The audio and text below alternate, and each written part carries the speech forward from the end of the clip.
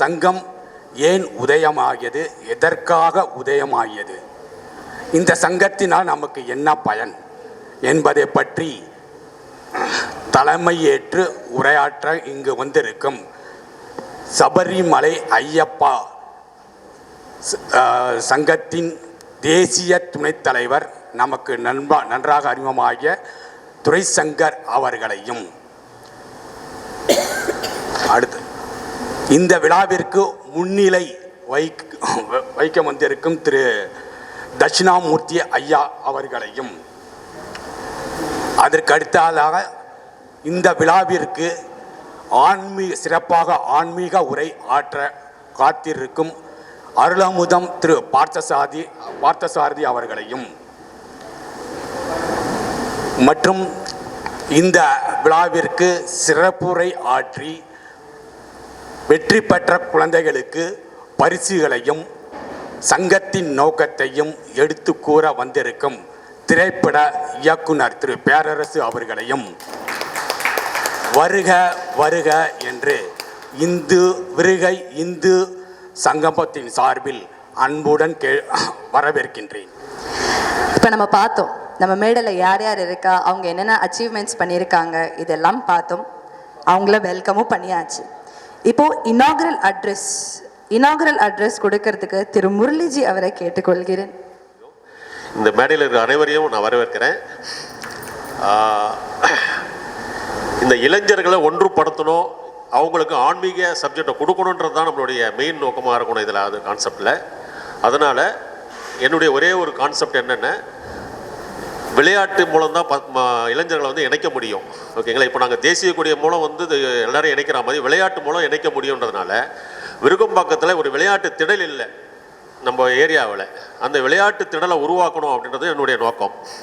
இப்போது விருகம்பாக்கத்தில் பார்த்தீங்கன்னா ஒரு 4 ஏக்கர் லேண்டு ஒன்று இருக்குது, யாருக்கும் அதிகமாக தெரியாதீங்க. அது வந்து கோவில் லேண்டு தான். நம்ம ரத்னா நகருக்கும் பத்மாவதி நகருக்கும் நடுவில் இருக்கிற ஒரு 4 ஏக்கர் லேண்டு அப்படியே காலியாக இருக்குது. நம்மளுடைய சங்கங்கள்லாம் சேர்ந்து, ஓகேங்களா, நம்ம ஒரு கோரிக்கை வச்சு அது ஒரு விளையாட்டு திடலாக எடுத்துகிட்டு வர்றதுக்கு நம்ம பிளான் பண்ணணும். நம்ம பார்க்க போகிறது யார் அப்படின்னா, நம்ம சீஃப் கெஸ்ட் திரு துரைசங்கர்ஜி அவரை நான் வரவேற்கிறேன். விருகம்பாக்கம் ராஷ்டிரிய சுயம் சேவக சங்கத்தினுடைய 100ஆண்டு விழா நாடு முழுக்க கொண்டாடிட்டு இருக்கோம். 100 வருஷம் ஆயாச்சு. இந்த 100 வருஷத்துல ராஷ்டிரிய சுயம் சேவக சங்கமானது என்ன செய்திருக்கு? RSS என்று ஷார்ட்டா சொல்றோம். நாம என்ன செய்திருக்கு? RSS தொடங்கிய டாக்டர் கேசவ பலிராம் எட்கேவார் அந்த காலத்தில் கோல்டு மெடலிஸ்ட். சுதந்திர போராட்டத்தில் எல்லோரும் ஈடுபட்டு கொண்டிருந்த போது அவரும் தன்னை இணைத்து கொண்டு இந்த நாட்டினுடைய விடுதலைக்காக தொடர்ந்து போராடியவர். அப்படி தொடர்ந்து போராடிய போது நிறைய போராட்டங்களை சந்திச்சார். சிறைக்கு போனார். அதுக்கப்புறம் அவருக்கு மட்டும் ஒரு யோசனை வந்தது. பல பேர் எப்படி இந்த நாட்டுக்கு சுதந்திரம் கிடைக்கும் அப்படின்னு யோசனை பண்ற போது நாம ஏன் அடிமையானோம்? இந்த நாடு பாரத நாடு, பழம்பெரும் நாடு, எல்லா வளங்களும் நிறைந்த நாடு, பண்பாட்டிலே வீரத்திலே இப்படி எதோ சொன்னாலும் பார்த்தீங்கன்னாக்கா ஒரு மிகப்பெரிய நாடு. இந்த நாட்டினுடைய தர்மம் சனாதன தர்மம். இந்த சனாதன தர்மமானது உலகத்துக்கே வழிகாட்டக்கூடியது. இந்த சனாதன தர்மம் எப்போ தோன்றிச்சு, யாரால் தோற்றுவிக்கப்பட்டது அப்படின்னு கேட்டா யாராலையும் சொல்ல முடியாது. அது காலமே கிடையாது.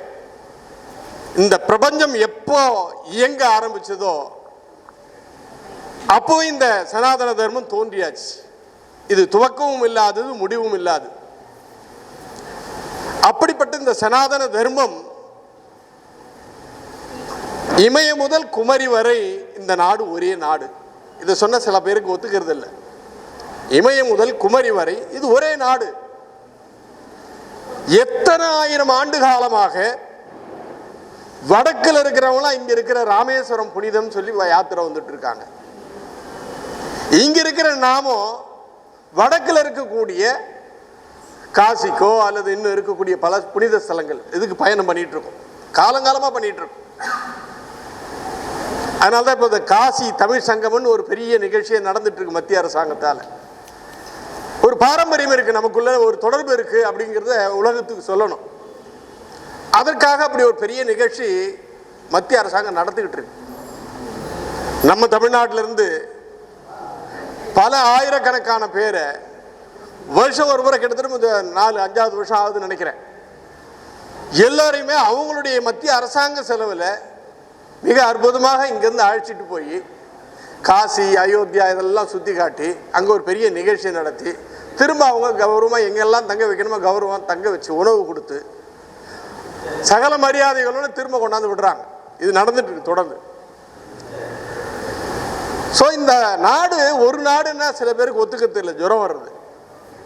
காரணம் என்ன? தெரிந்தோ தெரியாமலோ நாம ஒரு 1000 ஆண்டு அடுத்த ஆண்டு அடிமைப்பட்டுட்டோம். இஸ்லாமியர்கள் படையெடுத்தாங்க, கிட்டத்தட்ட 700 ஆண்டு காலம் நாம அடிமைப்பட்டு கிடந்தோம். அடிமைப்பட்டு கிடந்தோம்னு எல்லாரும் சொல்றோம், நானும் சொல்றேன் நினைக்காதீங்க. அடிமைப்படலை, 700 ஆண்டு காலம் அவனை எதிர்த்து போராடி இருக்கோம். நாடு முழுக்க இருக்கக்கூடிய பல புனித ஸ்தலங்களை, ஆயிரக்கணக்கான புனித ஸ்தலங்களை அடிச்சு நொறுக்கினான். ஏன் நொறுக்கினா? நான் சொன்ன இந்த சனாதன தர்மத்தினுடைய வேர் எங்க இருக்குன்னாக்கா கோவில்கள்ல தான் இருக்கு. கோவில்களை ஒழிச்சிட்டாக்கா இந்த தர்மம் ஒழிஞ்சிடும், அவனுடைய மதத்தை இங்க புகுத்த முடியும் தாராளமாக அப்படின்னு நினைச்சான். அதனால ஒரு மிகப்பெரிய அளவில் நாடு முழுக்க இந்த வேலை நடந்திருக்கு. அவனுக்கு பின்னாடி வியாபாரங்கிற பேர்ல ஆங்கிலேயன் வரான். அவனாண்ட கிட்டத்தட்ட ஒரு 300-400 வருஷம் நாம அடிமைப்பட்டு கிடந்தோம். அவனோடையும் போராட்டம் தான். 2 பேருமே என்ன பண்ணா, எப்படியாவது இந்த தர்மத்தை ஒழிக்கணுங்கிறதுல ரொம்ப குறியா இருந்தான். இதனுடைய பெருமைகள் எதுலாம் இருக்கோ அது தனியும் ஒழிக்கப்படணும். அதனாலேயே லார்டு மெக்காலேன்னு ஒருத்தன், இன்னைக்கு வரல நாம அவனுடைய பாடத்திட்டத்தை தான் படிச்சுட்டு உட்காந்துருக்கோம். அவன் எழுதி வச்ச பாடத்திட்டத்தை இன்னைக்கு வரலும் படிச்சுட்டு இருக்கோம். அவன் பாடத்திட்டத்தில் என்ன சொல்லப்பட்டிருக்கு? இந்த நாட்டினுடைய பெருமையோ இந்த பண்பாட்டினுடைய பெருமையோ இந்த நாட்டில் யாரெல்லாம் வாழ்ந்தாங்க, ரிஷிமுனிவர்கள், ஆழ்வார்கள், நாயன்மார்கள், இவங்களுடைய வரலாறையோ எந்த வரலாறும் கிடையாது. இதெல்லாம் சொன்னாக்கா செக்குலரிசம் ஆகிடும். இந்த செக்குலரிசம்ங்கிறத நம்ம நாட்டோட வார்த்தை இல்லை, அது முதல்ல நாம புரிஞ்சுக்கணும். அந்நிய நாட்டில், அதுவும் கிறிஸ்துவ நாட்டில், அங்க இருக்கக்கூடிய சர்ச்சுக்கும் ஆளக்கூடியவங்களுக்கு பிரச்சனை. ஆளக்கூடியவங்க சொல்லிட்டாங்க, மதம் இந்த ஆட்சியில் தலையிடக்கூடாது அப்படின்னா இந்த நாடு மதசார்பற்ற நாடாக தான் இருக்கணும் அப்படின்னு அவங்க சொல்லி அங்கதான் இந்த வார்த்தையே வந்தது. அங்க பொருந்தும். ஆனா இங்க என்ன சொல்றான்? இது செக்குலரிசம் நாடுன்றான். செக்குலரிசம் யாருக்கிட்ட? நம்ம கிட்ட மட்டும்தான். செக்குலரிசம் பேசுறது பூரா இந்துக்கள் கிட்ட பேசிட்டு இருக்கான் இன்னைக்கு வரலாம். இதே நாம் உட்காந்து கேட்டுக்கிட்டு இருக்கோம். நாம் இப்படி இந்த நாட்டில் 1000 ஆண்டு காலம் நாம் போராடி இருக்கிறோம். இந்த கார்டுவெல்னு ஒருத்தன் வந்தான், ஒரு கிறிஸ்துவ பாதிரி. அவன் ஒரு கட்டுக்கதையெல்லாம் கொடுத்துருக்கிறான் நிறைய.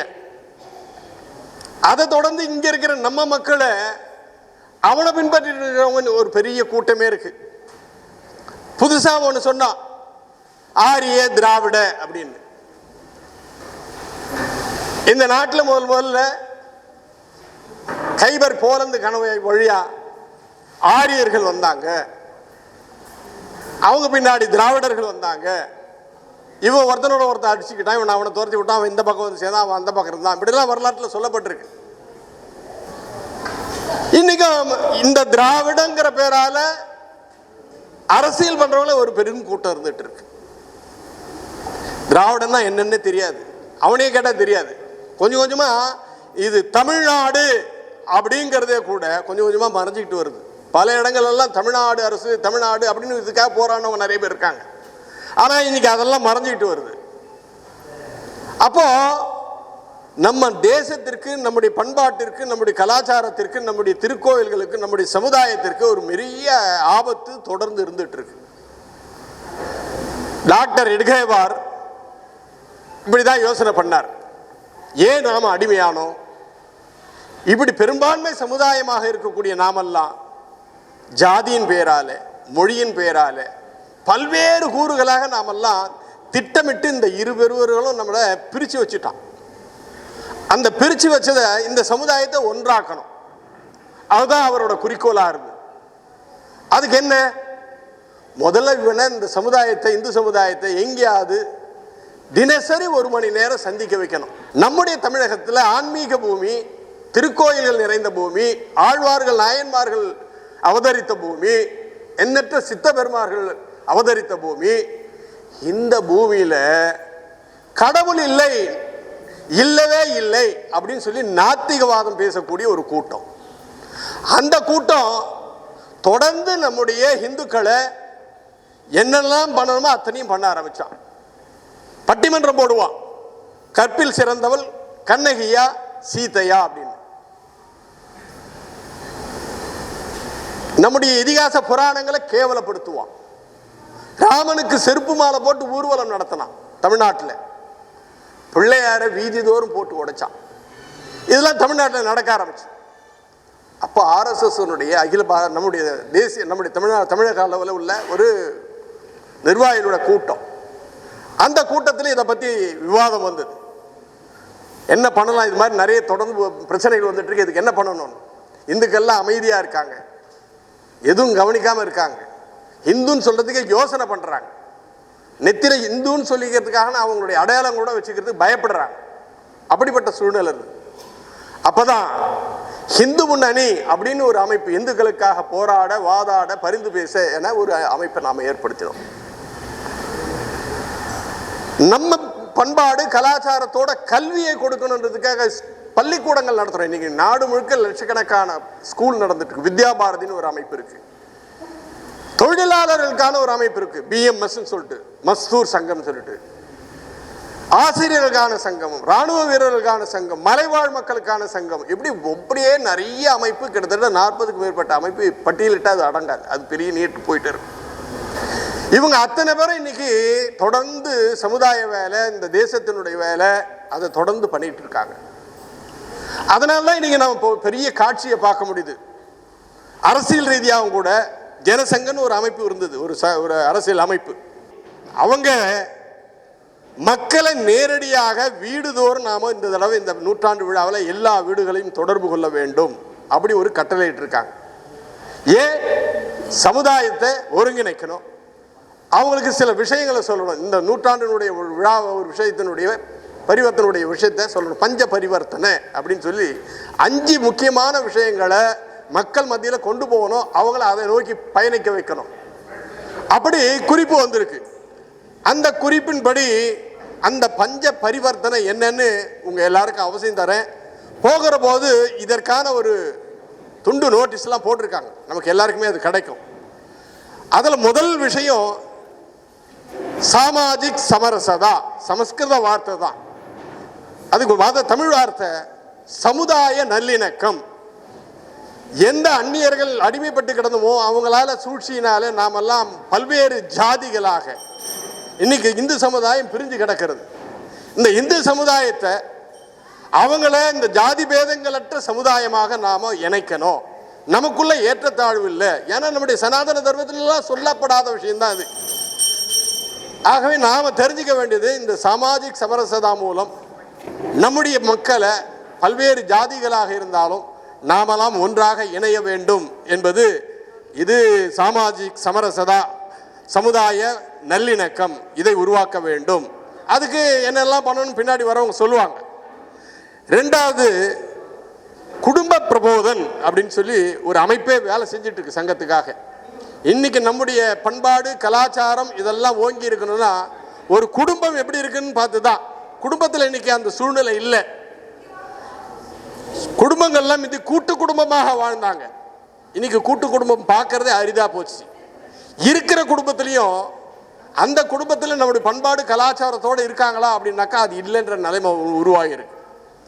அதனால அந்த குடும்பங்கள், ஒரு இந்து குடும்பம்னா அவங்க எப்படி இருக்கணும், அந்த வீட்டில் என்னென்ன அம்சங்களாக இருந்தால் அது இந்து குடும்பம், அந்த குழந்தைகள்லாம் எப்படி இருக்கணும், அந்த குழந்தைகளை எப்படி வளர்க்கணும், குறைந்தபட்சம் வாரத்துக்கு ஒரு முறையாவது குடும்பத்தோடு நாம கோவிலுக்கு போகணும், நம்முடைய இஷ்ட தெய்வங்களை வணங்கணும்.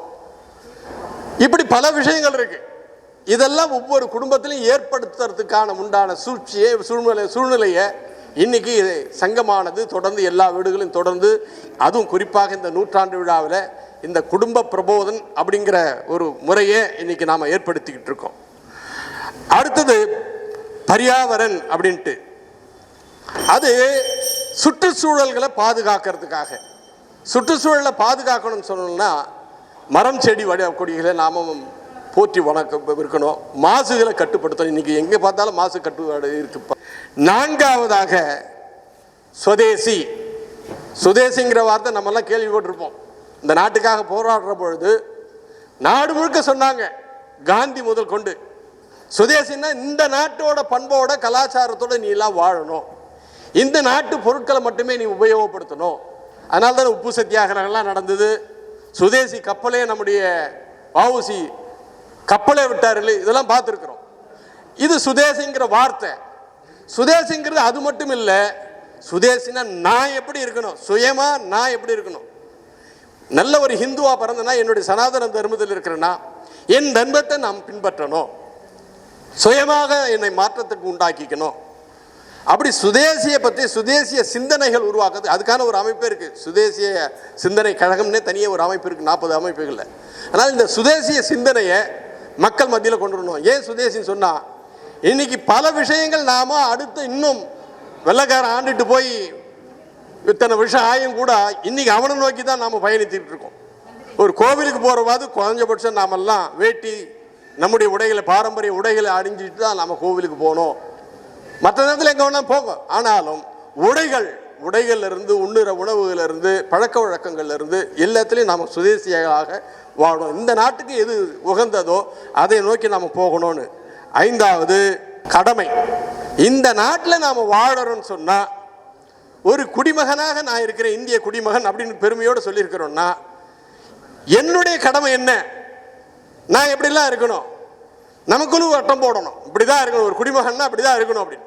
நாம இந்த தேசத்தினுடைய சட்டத்திட்டங்களை மதிக்கணும், அதன் பிரகாரம் நாம் வாழணும். குடிமக்களுடைய விஷயம்னா அதுதான். நமக்குன்னு கடமைகள் என்னெல்லாம் சொல்லப்பட்டிருக்கோ அதை நாம் மதிக்கணும், அதோடு நாம் வாழணும். இப்படி இந்த பஞ்ச பரிவர்த்தனை அப்படின்ற கூடிய இந்த விஷயங்களை நாடு முழுக்க நீங்கள் சொல்லியிருக்கோம். இந்த கீழே எல்லா கிராமங்கள்லையும் குடும்பங்கள்லையும் இதை சொல்லி இதற்கான ஒரு சூழ்நிலையை ஏற்படுத்துவதற்காக நேரடியாக வீடுதோறும் நாம் போய் பயணிக்கிறோம். அதனுடைய ஒரு விடிவாக தான் நாம் இங்கே நம்முடைய விருகம்பாக்கத்திலும் கூட, விருகம்பாக்கத்தில் ஷாக்காலாம் இருக்குது, அதை பற்றி நிறைய சொல்லுவாங்க. நாம் இங்கே இருக்கக்கூடிய இந்துக்களை ஒன்றா சேர்த்து சங்கமிக்க வேண்டும், நாம் இதை பற்றி சிந்திக்க வேண்டும், நாம் விருகம்பாக்கத்தில் அப்படி ஒரு குழு ஏற்படணும்.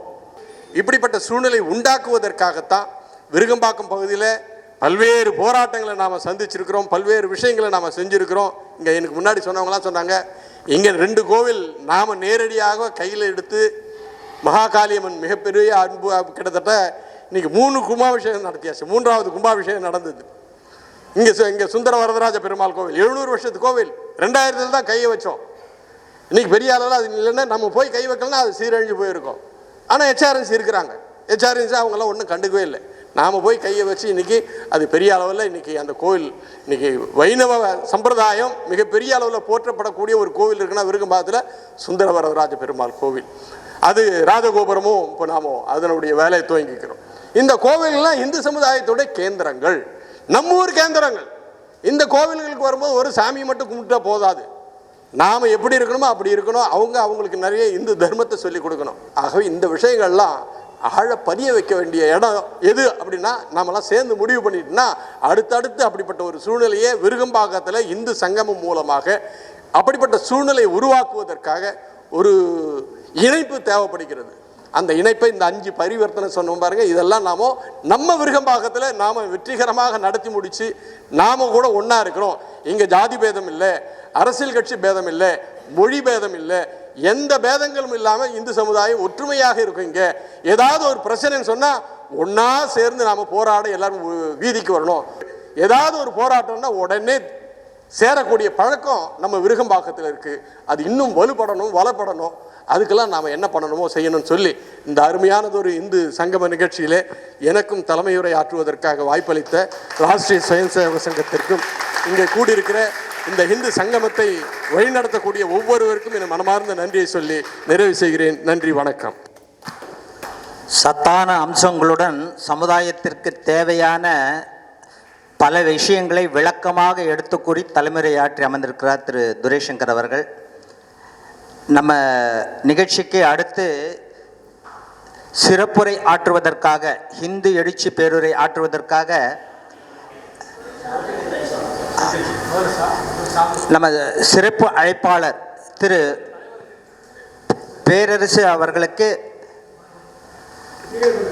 திரு துரைசங்கர்ஜி அவர்கள் பொன்னாடை அணிவித்து நமது பரிசாக புத்தகத்தை வழங்குவார். திரு துரைசங்கர்ஜி அவர்களுக்கு நமது சொர்ணாம்பிகை நகர் நலச்சங்கத்தின் முன்னாள் தலைவர் திரு சங்கர்ஜி அவர்கள் சால்வை போற்றி புத்தகத்தை வழங்குவார். அனைவருக்கும் வணக்கம். இந்த நிகழ்ச்சியில் கலந்துக்கிறது ரொம்ப எனக்கு பெருமையாக இருக்குது. இந்த மாதிரி ஒவ்வொரு இந்து நிகழ்ச்சிக்கும் என்னை அழைத்து எனக்கு பெருமை சேர்க்கும் துரைசங்கர் சுவாமிக்கு என்னுடைய நன்றி. இங்கே உங்கள் அனைவரும் பார்க்குறதுல எனக்கு ஒரு சின்ன சந்தோஷம் என்னென்னா, குழந்தைகள் அதிகமாக வந்திருக்கு. ஆமாம், நம்ம நிகழ்ச்சிக்கு குழந்தைகளை அழைச்சிட்டு வர்றது தான் ரொம்ப ஆரோக்கியமான விஷயம். நான் அடிக்கடி சொல்கிறது தான், அடுத்த தலைமுறைக்கு நம்ம பக்தியை வளர்க்கணும். பக்தியை வளர்த்தாலே ஒழுக்கம் வளரும். ஒழுக்கம் வளர்ந்தாலே அவங்கவுங்க வாழ்க்கை தரத்தை அவங்க உயர்த்திக்குவாங்க. அதனால் பக்தி ரொம்ப அவசியம். இங்கே முதல்ல அந்த குழந்தை செல்வங்களுக்கு என்னோட நன்றி.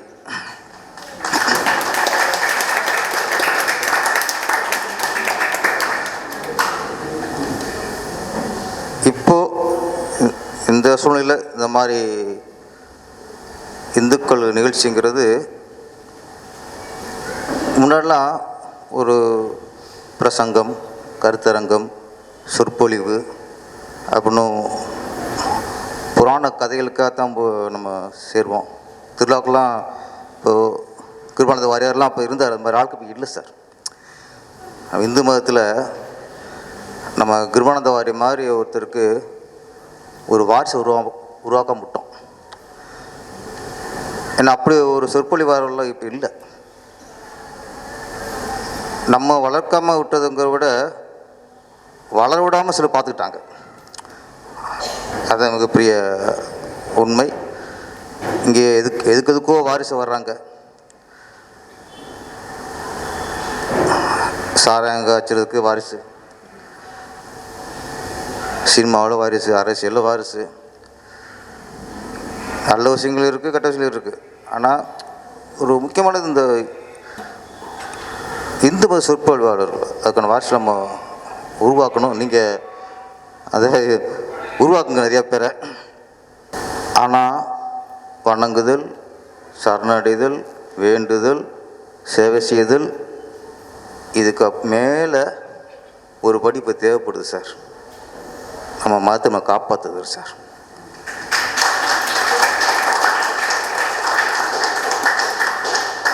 இன்னைக்கு அந்த நாளும் நம்ம இருக்கோம். ஒரு தாய் தந்தை குழந்தைய பெற்கிறாங்க, வளர்க்குறாங்க, படிக்க வைக்கிறாங்க, அவங்களுக்கு வாழ்க்கையை உருவாக்குறாங்க, அவங்க பெரிய ஆளைக்கு விடுறாங்க. அப்புறம் குழந்தைய சம்பாதிச்சு அவங்க பெரிய ஆளாகிறாங்க. ஆனால் தாய் தந்தை ஒரு இடத்துல வயோதிகம் வந்துடுது. குழந்தையா இருக்கும்போது வளர்க்குற கடமை தாய் தந்தைக்கு. ஆனால் குழந்தைங்க பெரியவர்களுக்கப்புறம் வளர்ந்ததுக்கப்புறம் அவங்க கடமை என்ன? தாய் தந்தையை பாதுகாக்கிறது, காப்பாற்றுறது, அதுதானே? அதே மாதிரி தான் நம்ம ஒரு காலகட்டம் வரைக்கும் தான் தெய்வத்துக்கு குழந்தையா இருக்கணும். நம்ம வளர்ந்ததுக்கப்புறம் அந்த தெய்வத்துக்கு நம்ம காப்பாற்றுறதுக்கு வரணும். நீங்கள் வாழ்கிற வரைக்கும் உங்களுக்கு தெய்வம் உங்களுக்கு காப்பாற்றுமா? நீங்கள் சாகிற வரைக்கும் தெய்வம் உங்களுக்கு துணை இருக்குமா? ஒரு அளவு தான். இப்போ நீங்கள் எப்போ உங்கள் கடமை பண்ணுவீங்க? உங்கள் தர்மம் என்ன? இப்போ சனாதன தர்மம் சொல்கிறோம். சனாதன தர்மம்னா என்ன? இல்லை சாமி முடிச்சு சொல்லுதா அவங்கள? சனாதன தர்மம் நீங்கள் ஒரு 10 முறை நாளைக்கு சாமி கும்பிட்டு சொல்லுதா? சனாதன தர்மம் வந்து நீ இந்த மாதம் ஃபுல்லாக விரதம் இருக்குன்னு சொல்லுதா? சனாதன தர்மம் வந்து நீங்கள் காலையில் குழி சாதம் குழி சொல்லுதா? சனாதன தர்மம் வந்து நம்ம வாழ்க்கையின் தர்மத்தை சொல்கிறது. பெற்றோர்களுக்கு ஒரு தர்மம் இருக்கிறது. தர்மம் இருக்கிற பெற்றோருக்கு அதான் தன் குழந்தைகளை ஒழுங்காக வளர்ப்பது. பெற்று வளர்க்குறதில்ல, தன் குழந்தைகளை எப்படி ஒழுக்கத்தோடும் ஒரு நெறியோடும் இந்த சமூகத்தில் ஒரு நல்ல பேர் எடுக்கிற பிள்ளையை வளர்க்குறதா ஒரு பெற்றவங்களுடைய தர்மம். குழந்தைகளுக்கு ஒரு தர்மம் இருக்கிறது. பெற்றவங்க பெருமைப்படுற மாதிரி உசந்து வைக்கிறான் பாருங்க. பெற்றவங்களுக்கே ஒரு இருக்காங்க பாருங்க. அப்போ நம்ம பெரியவனுக்கு அப்புறம் பெற்றவங்களை எப்படி பார்த்துக்கிறது, அவங்க பேர் எப்படி காப்பாற்றுறது, அதுதான் பிள்ளைங்க தர்மம். கணவனுக்கு ஒவ்வொரு கணவனுக்கும் தர்மம் இருக்கிறது. தன்னை நம்பி வந்தவளை எப்படி பார்த்துக்கிறது, எப்படி அக்கறையாக பார்த்துக்கிறது, எப்படி அரவணைப்போடு இருக்கிறது, ஒரு நல்ல கணவனாக எப்படி வாழ்கிறதுங்கிறது கணவனுக்கு தர்மம். மனைவிக்கும் தர்மமும் இருக்கிறது. ஒரு குடும்ப பெண்ணு கணவனுக்கு எப்படி நல்ல மனைவியாக இருக்கா, கணவனுக்கு எப்படி பக்குவலமாக இருக்கா, இன்பம் துன்பம் எல்லாத்துலேயும் கணவனுக்கு எப்படி உறுதுணையாக இருக்காங்க, இப்படின்னு ஒரு மனைவிக்கான தர்மம் இருக்கிறது. தொழில் தர்மம் இருக்குல்ல, தொழிலும் தர்மம் இருக்கு. நியாயமான லாபத்தில் வியாபாரம் பண்ணுறது தான் தொழில் தர்மம். தொழிலாளிக்கு ஒரு தர்மம் இருக்கிறது. வாங்கின சம்பளத்துக்கு உண்மையாக உழைக்கிறது. முதலாளிக்கு ஒரு தர்மம் இருக்கிறது. உழைச்ச உழைப்புக்கு அந்த உண்மையான ஒருத்தான சம்பளம் கொடுப்பது. இந்த மாதிரி ஒவ்வொன்றுக்கும் ஒவ்வொரு தர்மம் இருக்கிறது. இதனின் மொத்த வடிவம் தான் சனாதன தர்மம். அப்போ சனாதன தர்மத்தை நான் ஒழிப்பேன்னு நான் சொன்னேன்னா நான் தர்மத்துக்கு எதிரானவன், நியாயத்துக்கு எதிரானவன். அப்போ இந்த சமூகத்தில் வந்து சனாதனத்தை அடியோடு அழிப்போம்னா நம்ம யாரை முதல்ல அடியோடு அழிக்கணும்? நமக்கு தர்மம் முக்கியமா, அதர்மம் முக்கியமா? ஒரு ஒழுக்கமான சமூகத்தை உருவாக்குறதா சனாதன தர்மம். ஒரு கட்டுக்கோப்பான குடும்பத்தை உருவாக்குறதா சனாதன தர்மம். இதெல்லாம் சீரழிக்கிற மாதிரி ஒரு பேச விட்டு வேடிக்கை பார்த்துக்கிட்டு இருக்கோம். இந்துக்கு ஒன்றுன்னா குரல் கொடுப்பது, சாமி கும்பிடுவது வேற, சாமிக்கே பக்கபலமாக இருப்பது வேற. இன்னைக்கு இந்த சமூகத்தில் இந்து மதம் அப்படிங்கிறது நான் வெளிப்படையாக சொல்கிறேன், ஒரு அனாதை மதம் ஒத்துக்கணும். அது முக்கியமாக தமிழ்நாட்டில் இந்து மதம் என்பது ஒரு அனாதை மதம். உங்களுக்கு யார் சப்போர்ட்டாக இருக்கா? எந்த அரசியல் சப்போர்ட்டாக இருக்கா உங்களுக்கு? இன்றைக்கி கட்சியாக இருக்க ஒவ்வொருத்தரும் இந்துக்கு எதிராக நம்ம இருந்தால் தான் நம்ம அரசியல் நடத்த முடியுங்கிற ஒரு நம்பிக்கை நம்ம கொடுத்துருக்கோம் சார். வரவன் போகிறவங்களாம் முருகனை கிண்டல் பண்ணுவான். கட்சியாருக்கு எல்லாருமே உடனே சிறுபான்மையர் நாங்கள் உங்களுக்கு இருக்கோம், இஸ்லாமியருக்கு நாங்கள் இருக்கோம், கிறிஸ்தவருக்கு நாங்கள் இருக்கோம். அவங்களுக்கு ஒன்றுனா குரல் வருது. நான் மொத்த அரசியல் சொல்கிறேன். தமிழ்நாட்டில் இன்றைக்கி கட்சி அமைக்கிறதுக்கு முதல் தகுதி இந்து எதிர்ப்பு. அதில் ஏதோ நம்ம பண்ண புண்ணியம் பிஜேபின்னு ஒரு கட்சி, இவங்க தான்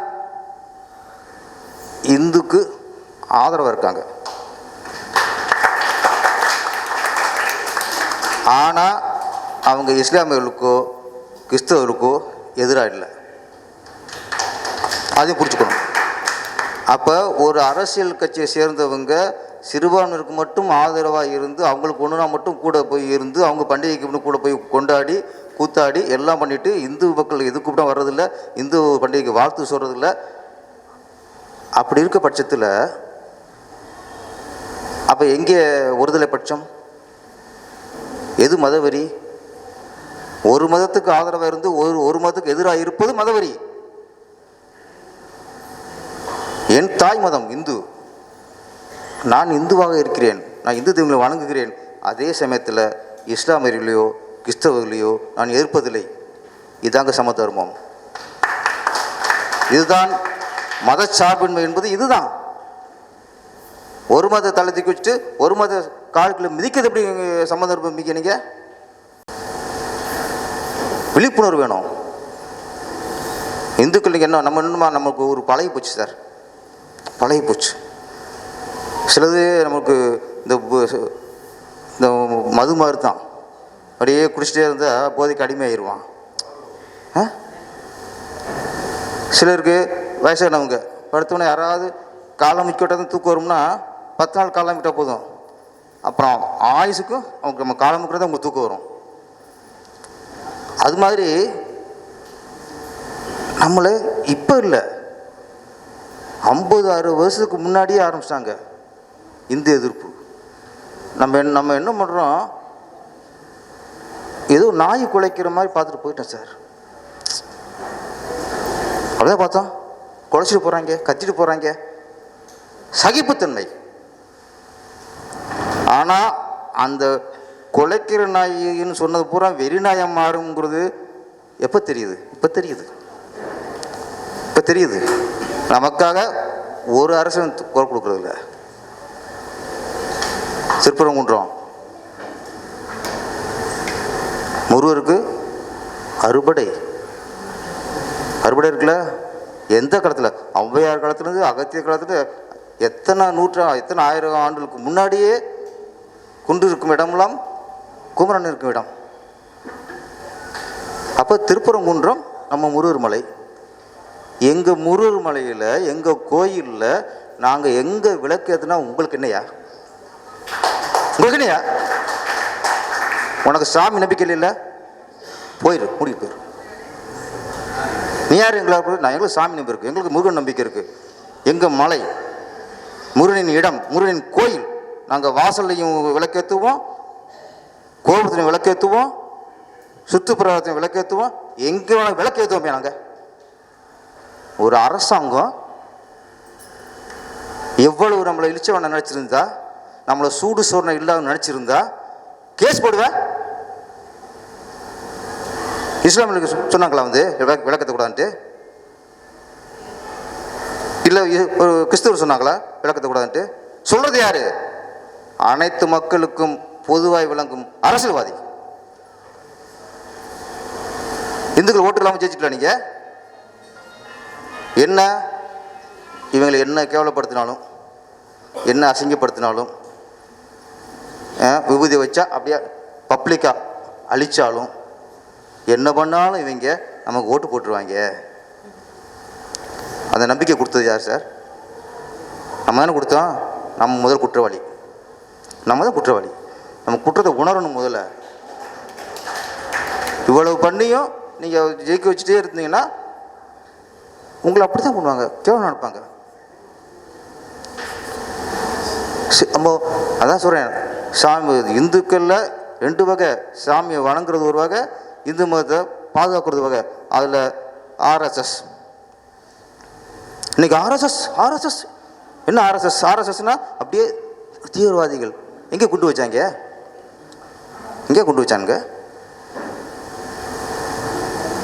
ஆர்எஸ்எஸ்ங்கிறது தன் தாய் மதத்தை, தன் தாயை காப்பது போல காத்து கொண்டு இருக்கிறது. இன்னொரு தாயை அழிக்கலையா? இன்னொரு தாயை வெட்டுச்சா? இன்னொரு தாய்க்கு பாம்பு வச்சுதா? தன் தாயை காப்பாற்றுற ஒருத்தனை போய் நீ தீவிரமாக பார்த்தீங்கன்னா அப்ப நீ யாரு? என்ன இன்னைக்கு சங்கிகள் இப்போ நான் பேசிட்டேன்ல, பேரரசு ஒரு சங்கி சொல்லு. எனக்கு பீடிங் குருஜி பேரரசு ஒரு சங்கிப்பாங்க. எனக்கு அப்போ மாறியா இருந்துச்சு. நம்மளை சங்கிங்கிறாங்க, நம்ம ஒரு சாமி பற்றோடு இருக்கோம், தெய்வ பக்தியோடு இருக்கோம், நம்மளை சங்கிங்கிறாங்களே அப்படின்ட்டு மாறியாருச்சு. இப்போ போக போக போக யாரெல்லாம் என்னை சங்கின்னு சொன்னால், ஆமாடா நான் சங்கின்னு பெருமை நினைக்கிறேன் சார். இன்னைக்கு பெருமை நினைக்கிறேன் சங்கினா. தேசத்தை நேசிப்பவன் சங்கினா நான் சங்கி தான், முழு சங்கி. தாய் மொழியை நேசிப்பவன் சங்கினா நான் சங்கி தான், நான் முழு சங்கி. சாமியை நம்புவன் சங்கினா ஆமாம் நான் சங்கி தான். தெய்வ பக்தி உள்ளவன் சங்கினா ஆமாம் நான் சங்கி தான். நெத்தியில் ஊதி பூசணும் சங்கினா நான் இப்போ கொஞ்சம் தான் வச்சுருக்கேன், மொத்தம் பட்டு விட்டுருவேன் இனிமேல். ஏன்னா நீங்கள் என்னை திருப்பி நான் முழு சங்கி ஆக்க போறிய. அப்போ ஒரு பெண்கள் இப்படி இருக்கணும் அப்படின்னு சமூக அக்கறையில் சொன்னால் சங்கி. பொம்பளை எப்படி வேணா இருக்கலாம், அவன் வந்து நல்லவனா. பெண்கள் இப்படி தான் இருக்கணும், குழந்தை இப்படி தான் இருக்கணும் அப்படின்னா அவன் சங்கியான். இன்னொருத்தர் இப்போ புதுசாக அவன் சொல்லி ஆகணும், பாரத மாதாக்கு ஜே. இது என்ன, ஒவ்வொரு இந்திய நாட்டில் இருக்க மட்டும் இல்லை, எந்தெந்த வெளிநாட்டில் இருக்கிற ஒவ்வொரு இந்தியனும் வாயிலும் வர வேண்டிய வார்த்தை பாரத மாதாக்கு ஜே. உண்மை இல்லையா? என் இந்திய தாயை நான் புகழ்கிறேன். அப்போ பாரத மாதாக்கு ஜே அப்படின்னு சொன்னால் அதை மதவெறி வார்த்தைன்னு சொல்கிறாங்கன்னா எவ்வளோ தைரியம் கொடுத்துருங்க சார் அவங்களுக்கு. இந்திய தாயை நம்ம வணங்குதை வந்து ஒரு மதவெறின்னு ஒருத்தர் சொல்கிறாங்கன்னா எவ்வளோ இடம் கொடுத்துருக்கோம். நம்ம கோயிலில் இடம் கொடுத்துருக்கோம், அறம் இல்லாதவர்களை அறநிலையத்துறையில் இடம் கொடுத்துருக்கோம். நம்ம பாரத மாதா நான் சொல்கிறேன், அந்த பாரத மாதாவின் மடியில் தான் ராமர் இருக்கிறார், பாரத மாதாவின் மடியில் தான் கிருஷ்ணர் இருக்கிறார், பாரத மாதாவின் மடியில் தான் சிவன் இருக்கிறார், பாரத மாதாவின் மடியில் தான் பெருமாள் இருக்கிறார், பாரத மாதாவின் மடியில் தான் சக்தி இருக்கிறார், பாரத மாதாவின் மடியில் தான் விநாயகர் இருக்கிறார், பாரத மாதாவின் மடியில் தான் முருகர் இருக்கிறார், பாரத மாதாவின் மடியில் தான் ஐயனார் இருக்கிறார், பாரத மாதாவின் மடியில் தான் மாரியத்தா இருக்கிறார், கண்ணத்தா, காளியத்தா. எல்லாமே எங்கே சார் இருக்கு? யார் சார் உங்களை தாங்குறது? அத்தனை தேசத்தை தாங்குறது யார் சார்? பாரத மாதா. அந்த பாரத மாதாக்கு ஜெய்.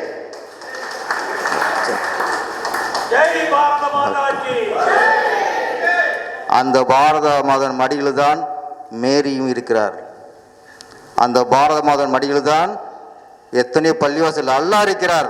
இந்தியாவில் எத்தனை பள்ளிவாசல்? அப்போ பள்ளிவாசலை தாங்குகிற பாரத மாதா உங்களுக்கு இழிவா? அன்னை மேரியை, இயேசுவை எத்தனையோ சர்ச்சையை தாங்குகிற எங்கள் பாரத மாதா உங்களுக்கு இழிவா? பாரத மாதாவுக்கு ஜே, பாரத மாதாவுக்கு ஜே, பாரத மாதாவுக்கு ஜே. நன்றி, வணக்கம். ரொம்ப பவர்ஃபுல், ரொம்ப powerful and strong speech. Thank you sir. இப்போ நம்ம ஆர்வமாக எதிர்பார்த்து கொண்டிருந்த டைம் வந்துருச்சு. Price distribution. நேற்றைய விளையாட்டு போட்டிகளை பற்றின சின்ன குறிப்பு. பல்வேறு வகையான விளையாட்டுகள், சிறுவர்கள் முதல் பெரியவர்கள் வரை பல்வேறு வகையான விளையாட்டுகள் நடத்தினாங்க. திருமதி உமையாள் நாச்சியப்பன் அவர்கள், திருமதி பாக்யலட்சுமி சுவாமிநாதன், திரு ரூபினி வெங்கட்ராகவன், அப்புறம் ஹேமா வெங்கடேஸ்வரன், இவங்க 4 பேரும் சேர்ந்து இந்த போட்டிகளை திறம்பட நடத்தி அதற்கான வல்லுநர்களை, வெற்றி பெற்றவர்களை எல்லாம் தேர்ந்தெடுத்திருக்காங்க. உள்ள குழந்தைங்களுக்கு சுழல் பந்து விளையாட்டு, அதில் first prize Pranav, second prize Akilan, அடுத்தது 3வது ஆலன், தேர்ட் ப்ரைஸ் ஆலன்.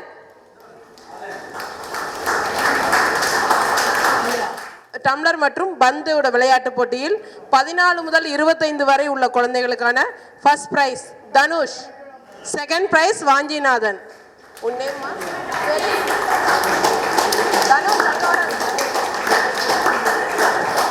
மூணாவது அக்ஷரா. அக்ஷரா வந்திருக்கீங்களா? வாஞ்சிநாதன். அடுத்தது 25 முதல் 40 வரை கூடையில் பந்தெறிதல். அதுக்கு ஃபர்ஸ்ட் பிரைஸ் முரளிராஜ்.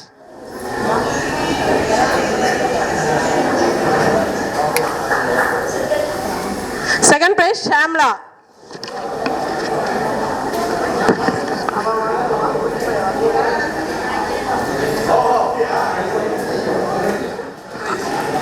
அடுத்தது ஓகே 3 பேர். அடுத்தது பூ கட்டுதல். 40 வயதுக்கு மேல் பூ கட்டுதல். Ramu first prize, second prize Lochana, third prize Muthumari.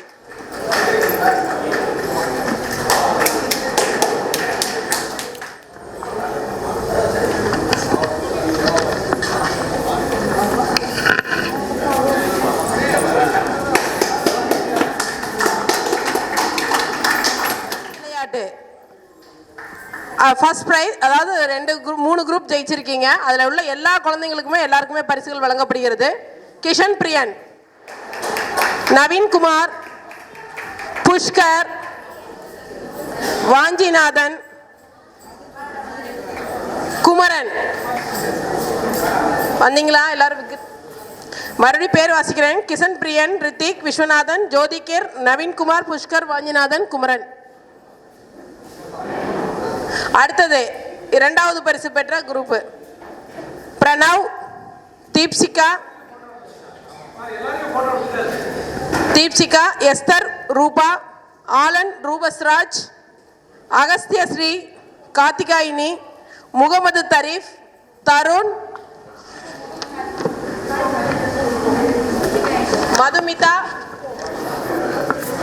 Madhumitha, Arjun, Akilan, நைமேஷ், Kashyap, Pramod, Sricharan.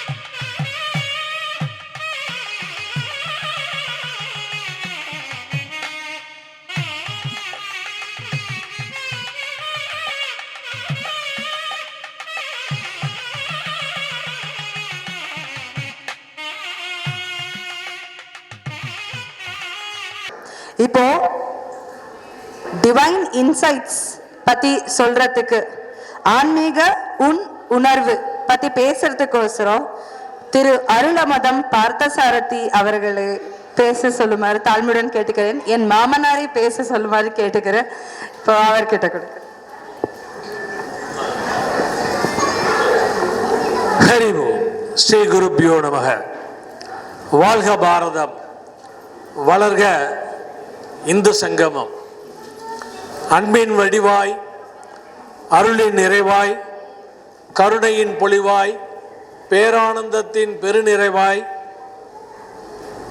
காணுமிடமெல்லாம் நீக்கமர நிறைந்து காலங்களை எல்லாம் கடந்து இப்பிரபஞ்சத்தின் ஆதியாய், ஆதியின் மூலமாய், படைத்தல், காத்தல், அழித்தல் எனும் முத்தொழிலை எல்லாம் காலத்திலும்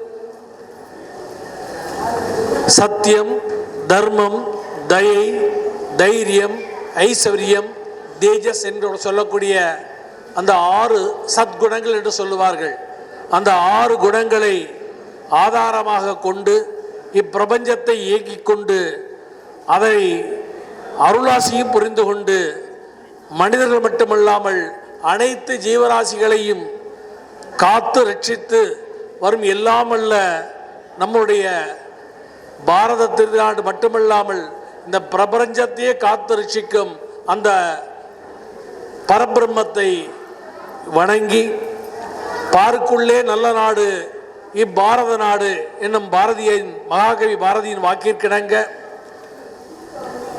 போற்றுதலுக்கும் இப்பாரத மாதாவை இத்தருணத்திலே நாம் வணங்கி 30 கோடி முகமுடையாள் அவள் செப்பு மொழி 18 எனினும் சிந்தனை ஒன்றுடையாள் என்னும் அந்த பேதமற்ற நம்முடைய இப்பாரத பூமியிலே அவதரித்த எண்ணற்ற மகான்கள், ரிஷிகள், யோகிகள் மட்டுமல்லாது, தவசீலர்கள் மட்டுமல்லாது, அந்த பாரதத்தை காக்க தன்னுடைய இன்னுயிரை இந்த எத்தனையோ தியாகசீலர்களையும் தியாகிகளையும் இத்தருணத்திலே நாம் போற்றி வணங்கி, அது மட்டுமல்லாமல் இந்த நம்முடைய சனாதன தர்மம் என்று சொல்லக்கூடிய தர்மத்தை இன்று வரை காப்பதோடு மட்டுமல்லாமல் சனாதன தர்மம் என்கின்ற தர்மமானது நிறைய பேர் சனாதன தர்மத்திற்கு நிறைய வியாக்கியானங்கள்லாம் கொடுத்துட்டு இருக்காங்க.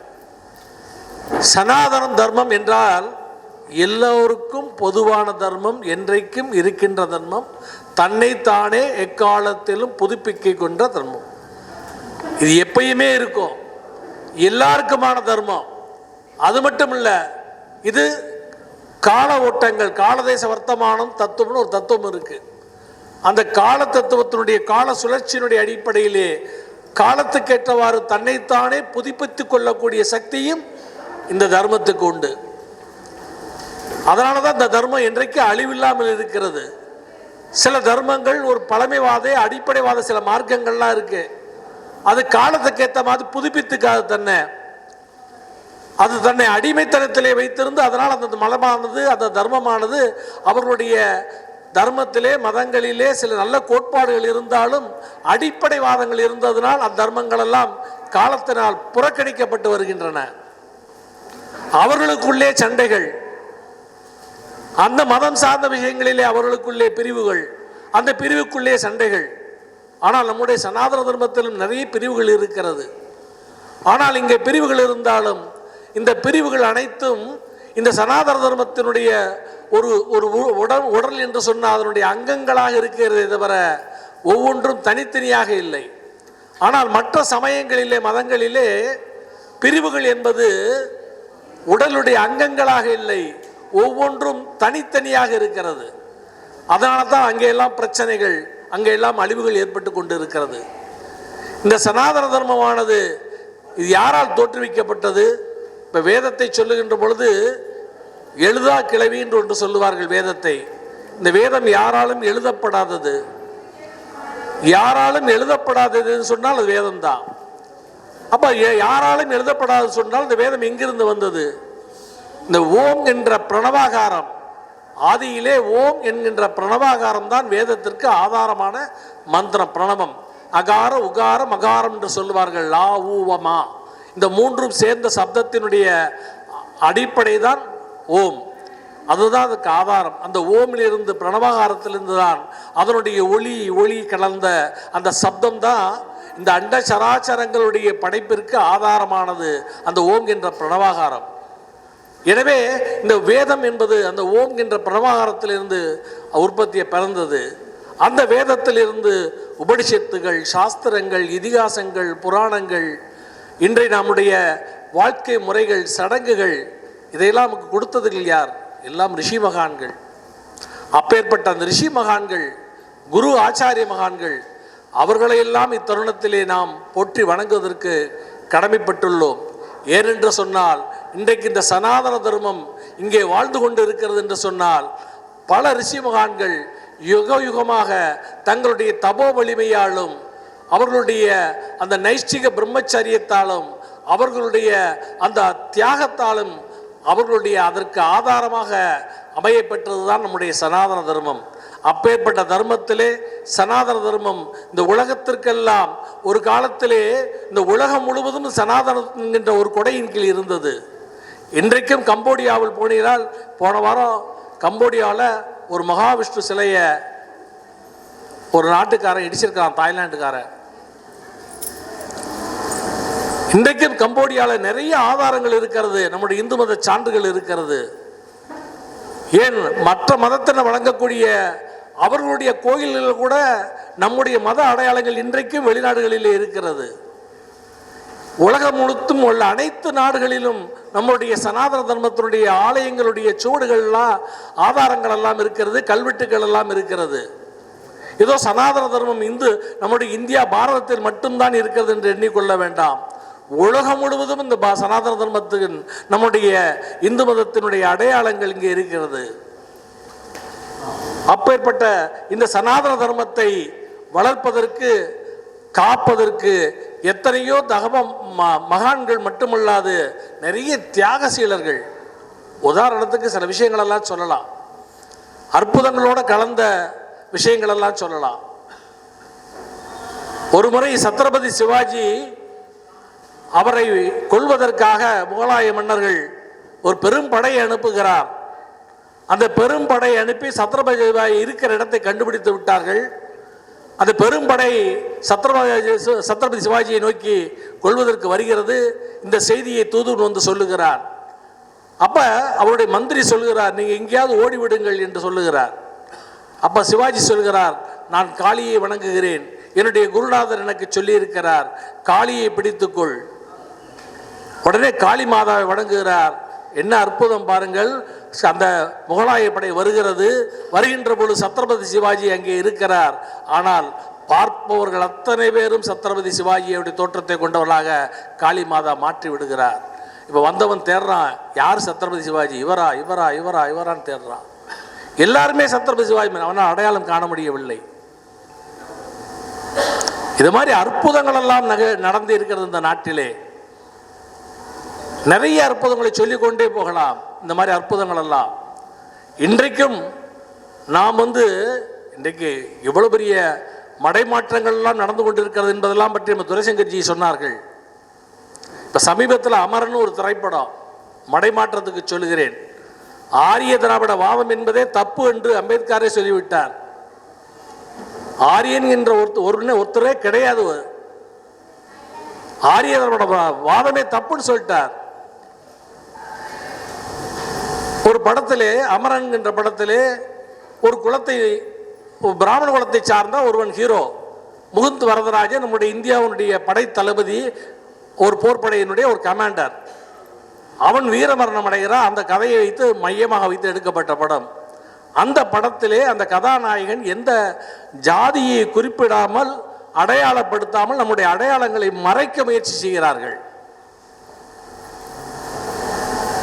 நாம் இப்பொழுது வாழ்ந்து கொண்டிருக்கிற சம காலத்திலேயே நம்முடைய வரலாற்றுகளையும் அடையாளங்களையும் அழிக்க முயற்சி செய்கின்ற பொழுது, எத்தனையோ காலங்களுக்கு முன்னால் நம்முடைய முனிவர்கள் எல்லாம் எழுதி வைத்த ஓலைச்சுவடிகள் எல்லாம் அழிக்காமையா இருப்பார்கள், ஆனால் அனைத்தையும் அழித்திருக்கிறார்கள். இன்றைக்கு வேதம் சொல்லுகிறோமே, 4 வேதங்களிலே ஒரு கால்வாசி வேதம் தான் இருக்கு, பாக்கி வேதங்களெல்லாம் அழிச்சிட்டாங்க, எரிச்சிட்டாங்க. ஈழத்தில் கொழும்புல பெரிய லைப்ரரி எரிச்சாங்க பார்த்தீங்களா? அந்த லைப்ரரியில் எரிச்சது வெறும் தமிழ் புஸ்தகம் மட்டும் கிடையாது, நம்மளுடைய பாரத நாட்டினுடைய கலாச்சாரம், பண்பாடு, வேதங்கள் இதெல்லாம் சம்பந்தப்பட்ட புஸ்தகங்கள்லாம் சேர்த்து எரிச்சாங்க. சதி நடந்தது. இன்றைக்கும் நாசா விஞ்ஞானிகள் இங்கிருந்து தான், இங்கே கிறிஸ்துவர்கள் படையெடுக்கும் பொழுது இங்கிருந்து கொள்ளையடிக்கப்பட்டவர்கள் தான். வெள்ளையர் என்று சொல்ல மாட்டேன், கிறிஸ்துவர்கள் என்று தான் சொல்லுவேன்.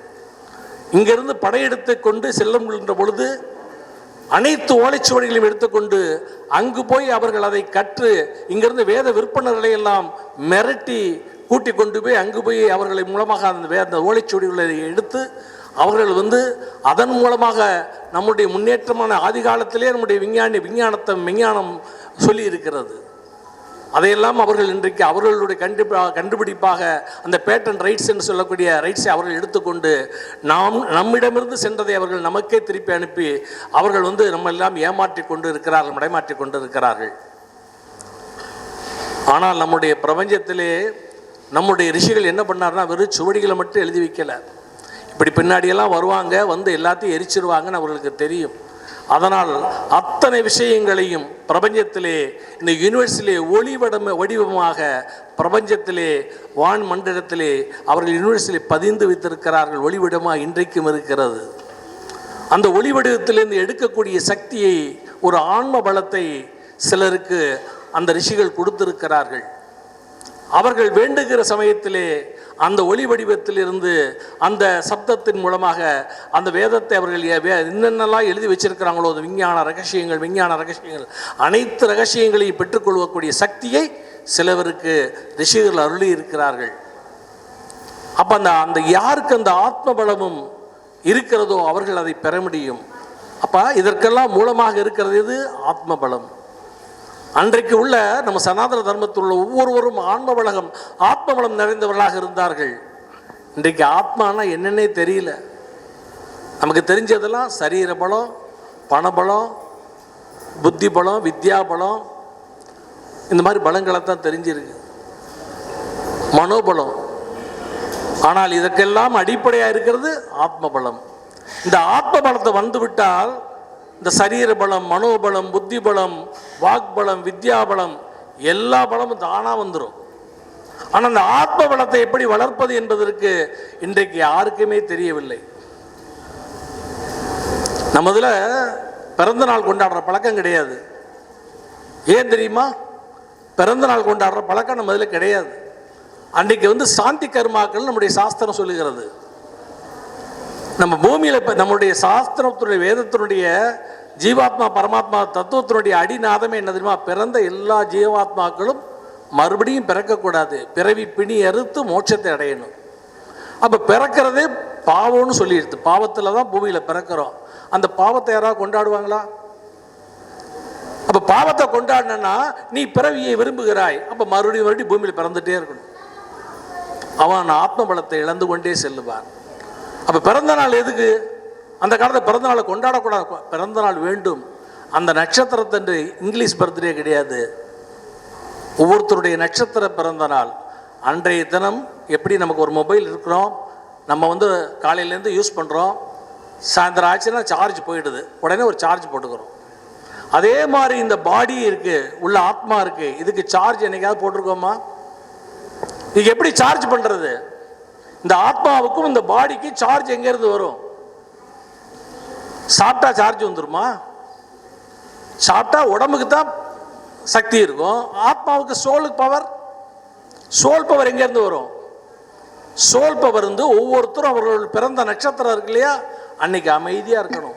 பிறந்த நாளை கொண்டாடக்கூடாது. பிறந்த நட்சத்திரத்தன்னைக்கு தான் அவங்களுக்கு அந்த வான்மண்டலத்தில் நம்மளுடைய ரிஷிகள் சொல்லி வைத்த விஷயம் அது ரகசியம். வான்மண்டலத்தில் நம்மளுடைய நட்சத்திரத்தில் அன்னைக்கு அந்த நட்சத்திரக்கும் நமக்கும் கனெக்ட் ஆகும். அன்னைக்கு அமைதியாக இருக்கணும். ரீசார்ஜ் பண்ணும்போது டீசார்ஜ் பண்ணக்கூடாது. பேசாமல் மௌன விரதம் இருந்து அன்னைக்கு குடும்பமான வரைக்கும் உபவாசம் இருந்தோம்னா அன்னைக்கு நமக்கு ஆத்மாவுக்கு சோலுக்கு சார்ஜ் ஆகும். அன்னைக்கு தான் ஆத்ம பலம் கிடைக்கும். இந்த ஆத்ம பலம் ரைஸ் ஆயிடுச்சுன்னு சொன்னால் நமக்கு மனோபலம் வந்துடும், சரீர பலம் வந்துடும், பணபலம், வித்யாபலம், புத்தி பலம், சத்பலம், 7 விதமான பலங்களை சொல்லியிருக்கு. 7 விதமான பலங்கள் தானாக கிடைச்சிடும். யார்கிட்ட ஆத்ம பலம் இருக்கோ அவங்கிட்ட யார் வர முடியாது. உங்களுக்கு தெரியும், சில ரிஷிகளும் சில மகான்கள் சில ஆச்சாரிய புருஷர்கிட்ட போய் அடிக்கலாம் போயிருக்காங்க. போனவன் கையை இப்படி தூக்கியிருக்கான், அப்படியே கை நின்று போச்சு. வரலாறுகள்லாம் இருக்குது, புராணங்கள்லங்க நம்முடைய கதைகள் வரலாறுகள்லாம் இருக்குது. அடிக்க போனவன் கை நின்றுச்சு. நம்முடைய ஒரு சினிமா திரைப்படம் கூட வந்தது. காலில் ஷூவை போட்டு ஒரு வெள்ளைக்காரன் துரை மதுரை மீனாட்சி கோயிலுக்கு போகிறான். போகும்போது அம்மை போட்டுருச்சு. போயிட்டு வந்துட்டான், அம்மை போட்டுருச்சு. உடம்பெல்லாம் அம்மை, கண்ணு தெரியல, கதறான். இதெல்லாம் வரலாற்றில் இருக்குது, இந்தியாவுடைய சரித்திரத்தில் இருக்குது. கதறான், கண்ணு தெரியல. என்ன பண்ணுறதுன்னா அம்மா உடம்பு முழுக்க அம்மை. நேராக கோயிலில் போய் எல்லாரும் போய் அந்த அம்மாவை போய் பாருங்க. உடனே நேராக வரான், மீனாட்சின்னு ஓடி வரான். நீ யாருமா எங்கம்மா இருக்க, எனக்கு ஏமா இப்படி வந்தது, கண்ணு தெரியலையேன்னு அலறான். சொன்ன உடனே அந்த அம்பாள் அவனுக்கு காட்சி கொடுத்து அம்மை நோயிலேருந்து விலக்கி கொடுக்குறான். இது மாதிரி எத்தனையோ அற்புதங்கள் இந்த நாட்டில் நடந்திருக்கு. நமக்கெல்லாம் நம்பிக்கை கம்மியாக இருக்குது. ஏரிகாத்த ராமர் கோயிலுக்கு ஒரு வரலாறு இருக்குது. ஜனத்தையும் காப்பாற்றின ஏரிகாத்த ராமர். வெள்ளைக்காரன் அரண்டு போனான், ஏரி உடைய போது ஹை அலர்ட் கொடுத்துட்டான், எல்லா கிராமங்களும் காலி பண்ணிடுங்க, வெள்ளம் இன்னும் மதுராந்த ஏரி உடைய போது, இந்த எல்லாம் ஒரு 140 கிராமம் அழிய போகுது சொல்லிட்டான் கலெக்டர். அப்போ இருந்த கலெக்டர். மக்களெல்லாம் எல்லாம் ஓடி ஒளிகிறாங்க எல்லாரும். அதில் சில பேர் அங்கே ஏரிகாத்த ராமர் கோயிலில் பூஜை பண்ணக்கூடியவங்கலாம் எல்லாருமே சேர்ந்து ராமர்கிட்ட போய் காலில் விழுறாங்க. அப்போ வெள்ளைக்காரன் வந்து அதுக்கு அடைக்கிறதுக்கு முயற்சிகள்லாம் பண்ணிட்டு இருக்கிறான். ஏரி உடையாமல் தடுக்கிறதுக்கு எந்த முயற்சியும் பலனளிக்கவில்லை. கடைசி லாஸ்ட் வார்னிங் அலர்ட் அலைன்மெண்ட் கொடுக்குறான், ரெட் அலர்ட். அப்போ இவங்கெல்லாம் காலி பண்ணலை. அப்போ வெள்ளைக்காரன் நடு ராத்திரியில் வந்து ஏரி உடஞ்சிரும், என்ன பண்ணுறதுன்னு ஒரு ரவுண்டு வரும்போது பார்க்குறான், 2 பேர் ஏரி மேலே நடந்து போயிட்டு இருக்கிறாங்க கையில் வில்லோட, ராமரும் லக்ஷ்மணனும். அவர்கள் பானத்தினாலே ஏரியில் எங்கெங்கெல்லாம் உடைகிறதோ அங்கு பானத்தினால் அந்த ஏரியை அடைத்து கொண்டு இருக்கிறார்கள். வெள்ளைக்காரன் கலெக்டர் பார்த்து அரண்டு போயிட்டான், அரண்டு சென்று விட்டான். ஜலத்தையும் ஜனத்தையும் காப்பாற்றியவர் ராமருடைய கதை இப்போ நடந்தது. 200 வருடங்களுக்கு முன்னாடி உள்ள 300 வருடங்களுக்கு முன்னாடி உள்ள கதை. 200 வருடங்களுக்கு முன்னாடி பல அற்புதங்கள் இந்த நாட்டில் நடந்திருக்கு, அதிசயங்கள் நடந்திருக்கு. ஆனால் அது யாருக்கு தெரியல. ஏன் தெரியல? நம்முடைய வரலாறுகளை நாம் சரியாக படிக்கவில்லை. நம்முடைய வரலாறுகளை படிக்க வேண்டும், புராணங்களை படிக்க வேண்டும். நாங்கள் கூட குருகுலம் ஆரம்பிச்சிருந்தோம், பசங்கள்லாம் வரமாட்டேங்கிறாங்க. பேரண்ட்ஸை வந்து கூட்டிகிட்டு போய் இந்த ஸ்பெஷல் கிளாஸு, இந்த கராத்தே அது கூப்பிட்டு போகிறேன், மிருதங்க கற்றுக்க கூப்பிட்டு போகிறேன், வயலின் கித்தார் கற்றுக்க கூப்பிட்டு போகிறேன், ட்ரம்ஸு கற்றுக்க கூப்பிட்டு போகிறேன். நம்மளுடைய பாரத நாட்டினுடைய பாரம்பரிய விளையாட்டுகளை கற்றுக்கொள்ள வேண்டும். நம்முடைய பண்பாட்டு கலாச்சாரம் சார்ந்த விஷயங்களை கற்றுக் கொடுக்க வேண்டும் குழந்தைகளுக்கு. குழந்தைகளுக்கு ஆத்ம பலம் வந்து விட்டால் போதும். நீங்கள் குழந்தைகளுக்கு நல்ல குழந்தை வரணும்னு சொன்னால் அந்த குழந்தைக்கு ஆத்ம பலத்தை கொடுங்க. அவங்களுக்கு வந்து வெறும் சரீர பலத்தையும் ஸ்கூலில் போய் வித்யா பலத்தையும் கொடுத்தா அந்த வித்யா பலமும் சரீர பலமும் மறுபடி கொடுத்துட்டே தான் இருக்கணும். ஆனால் ஆத்ம பலத்தை கொடுத்துட்டா மற்ற பலம் தானாக வந்துடும். அவங்க தப்பான வழியில் போக மாட்டாங்க. ஒரு ஆத்ம பலம் அவர்களை சுற்றி ஒரு வைப்ரேஷனை கிரியேட் பண்ணி அவர்களை காப்பாற்றும் என்று சொல்லிக்கொண்டு, அது மட்டும் இல்லாத குழந்தைகளுக்கு நல்ல ஒரு தலைமை பண்பு வர வேண்டும். அவங்கள்ட்ட வீரம் இருக்கணும், தைரியம் வரணும். அவங்கள்ட்ட வந்து நல்ல ஒரு என்ன சொல்கிறது, அதாவது வேதத்தில் தியாகேனேக அமிர்தத்வமானசான்னு ஒரு வாக்கியம் உண்டு சாஸ்திரங்களில். உபனிஷத்தில் ஒரு கதையே கூட இருக்குது. தியாகத்தின் மூலமாக தான் ஒருத்தர் வந்து என்றைக்கும் நிரந்தரமான வாழ்க்கையை நித்தியமான புகழை அடைய முடியும். அப்போ தியாகம் ரொம்ப முக்கியம். அதுக்கு உபனிஷத்தில் ஒரு கதையை மட்டும் சொல்லிட்டு முடிச்சிடுறேன். ஒரு வேடன் காட்டுக்கு வரான், புறாக்களை வேட்டையாட வரான். 2 புறா ஜோடி புறா உட்காந்துருக்கு. இது உபனிஷத்து, முண்டோபனிஷத்தில் ஒரு கதை. அதில் ஒரு புறாவை வந்து அம்பு தொடுத்து கொண்டுறான். அந்த புறா கீழே விழுந்துருது. ஜோடி புறாவில் ஒரு புறா. அந்த புறாவை எடுக்கிறான். அதுக்குள்ளே மழை, வானத்தில் இருண்ட மேகம், மழை அதிகமாக பெய்யுறது. எங்கே பார்த்தாலும் வெள்ளம் வந்துடுது, தண்ணி வந்துடும். உடனே என்ன பண்ணோன்னா, அந்த எந்த புறாவை அடித்தாலும் அந்த மரத்துக்கு கீழே ஒரு மர பொந்து இருக்குது. அந்த பொந்துக்குள்ளே போய் அந்த வேடன் உட்காந்துக்கிறான். மழை நிற்கட்டும் அப்புறம் போவோன்னு. ராத்திரி நேரம் காடு, குளிர் அதிகமாக இருக்குது, பனிக்காலம், அது மழையும் பெய்யுது, குளிர் அதிகமாக இருக்குது, குளிர் தாங்க முடியல. அந்த இறந்த புறாவோடு உட்காந்து குளிர்றான். அப்போ அந்த மாடியில் அந்த மரத்து மேலே இன்னொரு புறா இருக்குது. அந்த புறாவுடைய வீடே அந்த மரம் தான். அப்போ அந்த புறா நினைக்குது, ஐயோ நம்ம வீட்டுக்கு ஒரு விருந்தாளி வந்திருக்கிறான், அவன் வந்து குளிரில் நடுங்கிறான்னு சொல்லி என்ன பண்ணுது, இத்தனைக்கு அதனுடைய ஜோடி புறாவை தான் அவன் கொண்டிருக்கான். உடனே அந்த புறா என்ன பண்ணுது, உடனே வந்து தன்னுடைய கூட்டை களைச்சு அந்த சுள்ளியெல்லாம் பொறுக்கி அவனுக்கு முன்னாடி கொண்டு போடுது. அந்த மர பொந்துக்குள்ளே போடுது. பொந்துக்குள்ளே போட்டு அவனுக்கு சிக்குமுக்கு கல்லையும் எடுத்து கொண்டு வந்து அந்த மலையில் அது நினைச்சு கொண்டு வந்து போடுது. உடனே வேடன் அந்த சிக்குமுக்கு கல்லை கொளுத்தி அந்த சுள்ளியில் வந்து அவன் வந்து குளிர் காய்ந்து கொள்ளுகிறான். குளிர் காய்ந்து அந்த குளிர் போயிடுச்சு. இப்போ அடுத்தாப்புல அவனுக்கு பசிக்குது, மணி ஆயிடுச்சு. அப்போ என்ன பண்ணுறது, ஐயோ நம்முடைய விருந்தாளிக்கு பசி எடுக்குமே, அவன் கொண்டு வந்த நம்முடைய ஜோடியை வந்து கொண்டு இது பண்ணியிருக்கான், அதை குடும்பத்துக்கு எடுத்துகிட்டு போகணும், பசி தாங்க குழந்தைகளுக்கு. அதனால் அந்த புறாவே தானே அந்த நெருப்பிலே விழுந்து, அவன் தீமூட்டி அந்த நெருப்பிலே தன்னுடைய கூட்டை கொளுத்துற அந்த தீமூட்டி நெருப்பிலே தானே விழுந்து அவனுக்கு உணவாகவும் மாறுகிறது. இந்த கதை உபனிஷத்தில் இருக்குது.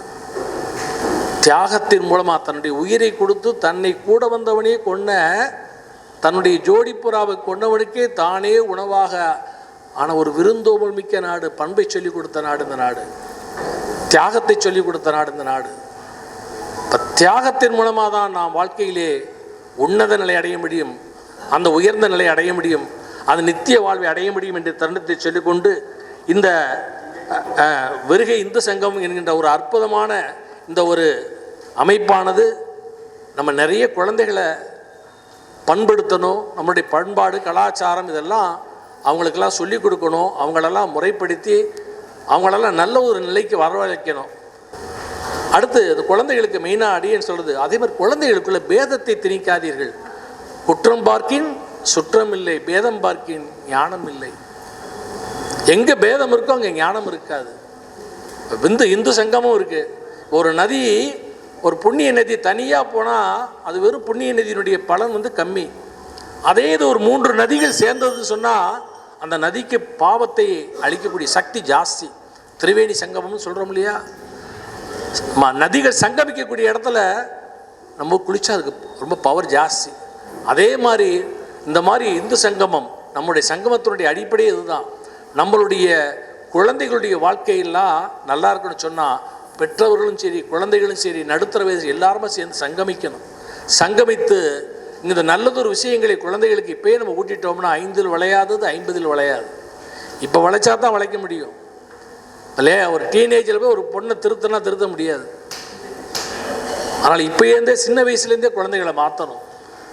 அதனால் நம்முடைய குழந்தைகளை வழிநடத்துவதற்கு நம்முடைய தேசத்தை காப்பாற்றணும், தெய்வீகத்தை காப்பாற்றணும். அப்போ தேசமும் தெய்வீகம் இரண்டும் நல்லா இருக்குன்னு சொன்னால் வருங்கால தலைமுறை அவர்கள் மூலமாக தான் அது நடக்கும். இல்லைன்னா தும்ப விட்டு வாழை பிடிக்கணும் ஒரு கதை சொல்லுவாங்க. விட்டுட்டோம்னு சொன்னான்னா அப்புறம் வெறும் வாழை பிடிச்சி பிரயோஜனம் இல்லை. அப்புறம் அந்த நாடு ரொம்ப அழிவை பாதையை நோக்கி சென்று கொண்டிருக்கிறது. அதற்கு நிறைய போதை கலாச்சாரங்கள்லாம் அதுக்கு ஆதாரம் என்று சொல்லிட்டு கடைசியாக ஒன்றை மட்டும் சொல்லி சனாதன தர்மத்தில் ஆன்மீக ஒரு உரைங்கிறதுனால அந்த ஒரே ஒரு விஷயத்தை மட்டும் சொல்லி முடிச்சுக்கிறேன். நம்மள இந்த வர்ணாசிரம தர்மத்தை சொல்லி தான் நம்மளுடைய இந்து மதத்தை எல்லாரும் குறை சொல்லி அழிச்சிட்ருக்கிறாங்க. இந்த வர்ணாசிர தர்மங்கிறது புரிதல் இன்றைக்கி நிறைய பேருக்கு கிடையாது. வர்ணாசிர தர்மங்கிறது எதன் அடிப்படையில் கட்டமைக்கப்பட்டது, இது பகவத்கீதையிலே கிருஷ்ணர் எதனுடைய அடிப்படையில் சொன்னாருங்கிறத மட்டும் சொல்லிட்டு முடிச்சு. ஏன்னு சொன்னால் இந்த ஜாதி வேறுபாடுகளை சொல்லி தான் நம்மளுடைய மதத்தை எல்லாரும் இழிவுபடுத்துகிறாங்க. அதனால் இதனுடைய தெளிவு எல்லாருக்கும் தெரியணும். இதை நீங்கள் எல்லார்ட்டையும் போய் சொல்லணும். இந்த 4 வர்ணாசிரம தர்மத்தில் பிராமண, சத்திரிய, வைஷ்ய, சுத்ரான்னு 4 தர்மம் இருக்குது. இந்த 4 எதனுடைய அடிப்படையில் மகாவிஷ்ணு பகவத்கீதையில் கிருஷ்ணர் சொன்னாருங்கிறத மட்டும் கடைசியாக சொல்லிக்கிறேன். அதாவது பிராமணன் யார் அப்படின்னு சொன்னால் பிரம்ம குணத்தை உடையவன் பிராமணன் அப்படின்னு பேர். பிறப்பால் ஜாதி கிடையாது, பிறப்பால் இந்த வர்ணத்தை யாருமே கிடையாது. சில பேர் பிரம்மத்தை உணர்ந்தவன் பிராமணன் சொல்லுவான். பிரம்மத்தை உணர்ந்தவன் பிராமணன் கிடையாது, பிரம்ம குணத்தை கொண்டு வாழ்பவனே பிராமணன். அது ஒரு பிராமணத்தை குடும்பத்தில் பிறந்திருந்தால் மட்டும் கிடையாது. யாரெல்லாம் பிரம்மகுணம் என்னது நான் முதல்ல சொன்னேன் பாருங்கள். சத்தியம், கருணை, அப்புறம் வீரம், தைரியம் இருக்கணும். அது மாதிரி 6 ஷட்குண சம்பனன் பேர். பகவானுக்கு பேருன்னா 6 குணங்களை கொண்டவன். கருணை இருக்கணும், தயை இருக்கணும், உண்மையை பேசணும். இந்த மாதிரி 6 குணங்கள், ஐஸ்வர்யம் இருக்கணும், தேஜஸ் இருக்கணும். இந்த 6 குணங்கள் யார்கிட்ட இருக்கோ அவன் தான் கடவுள். அதே மாதிரி இந்த 6 குணத்தினுடைய பிரம்ம குணத்தை யாரிடம் இருக்கிறதோ அவன் தான் பிராமணன். சரி, சத்திரியன்னா யாரு? தேசத்தையும் தெய்வத்தையும், நமக்கு ஒரு தெய்வம் வந்துன்னா உடனே நிற்கணும், உயிரை கொடுக்கறதுக்கு நிற்கணும். தேசத்தை காப்பாற்றணும்னு சொன்னால் உடனே நிற்பவன் அவன் தான் சத்திரியன். தேசத்தையும் தெய்வத்தையும் காத்து நிற்பவன் சத்திரியன். ஏதோ மேடையில் இருந்துட்டு அங்கே மதுரையில் விளக்கேற்ற விட மாட்டேங்கிறான், அங்கே விளக்கேற்ற விட மாட்டேங்கிறான்னு சொல்லிட்டு இப்போ உட்கார்ந்துருக்கிறது சத்திரியன் கிடையாது. சத்திரியனுடைய லட்சணம் என்ன? நான் இந்த ஜாதியில் பிறந்துட்டா நான் சத்திரியன்னு சொல்லக்கூடாது. ஒரு மாட்டை கொம்பை பிடிச்சி திரிகிட்டு இருந்தால் வீரம் ஆயிடாது.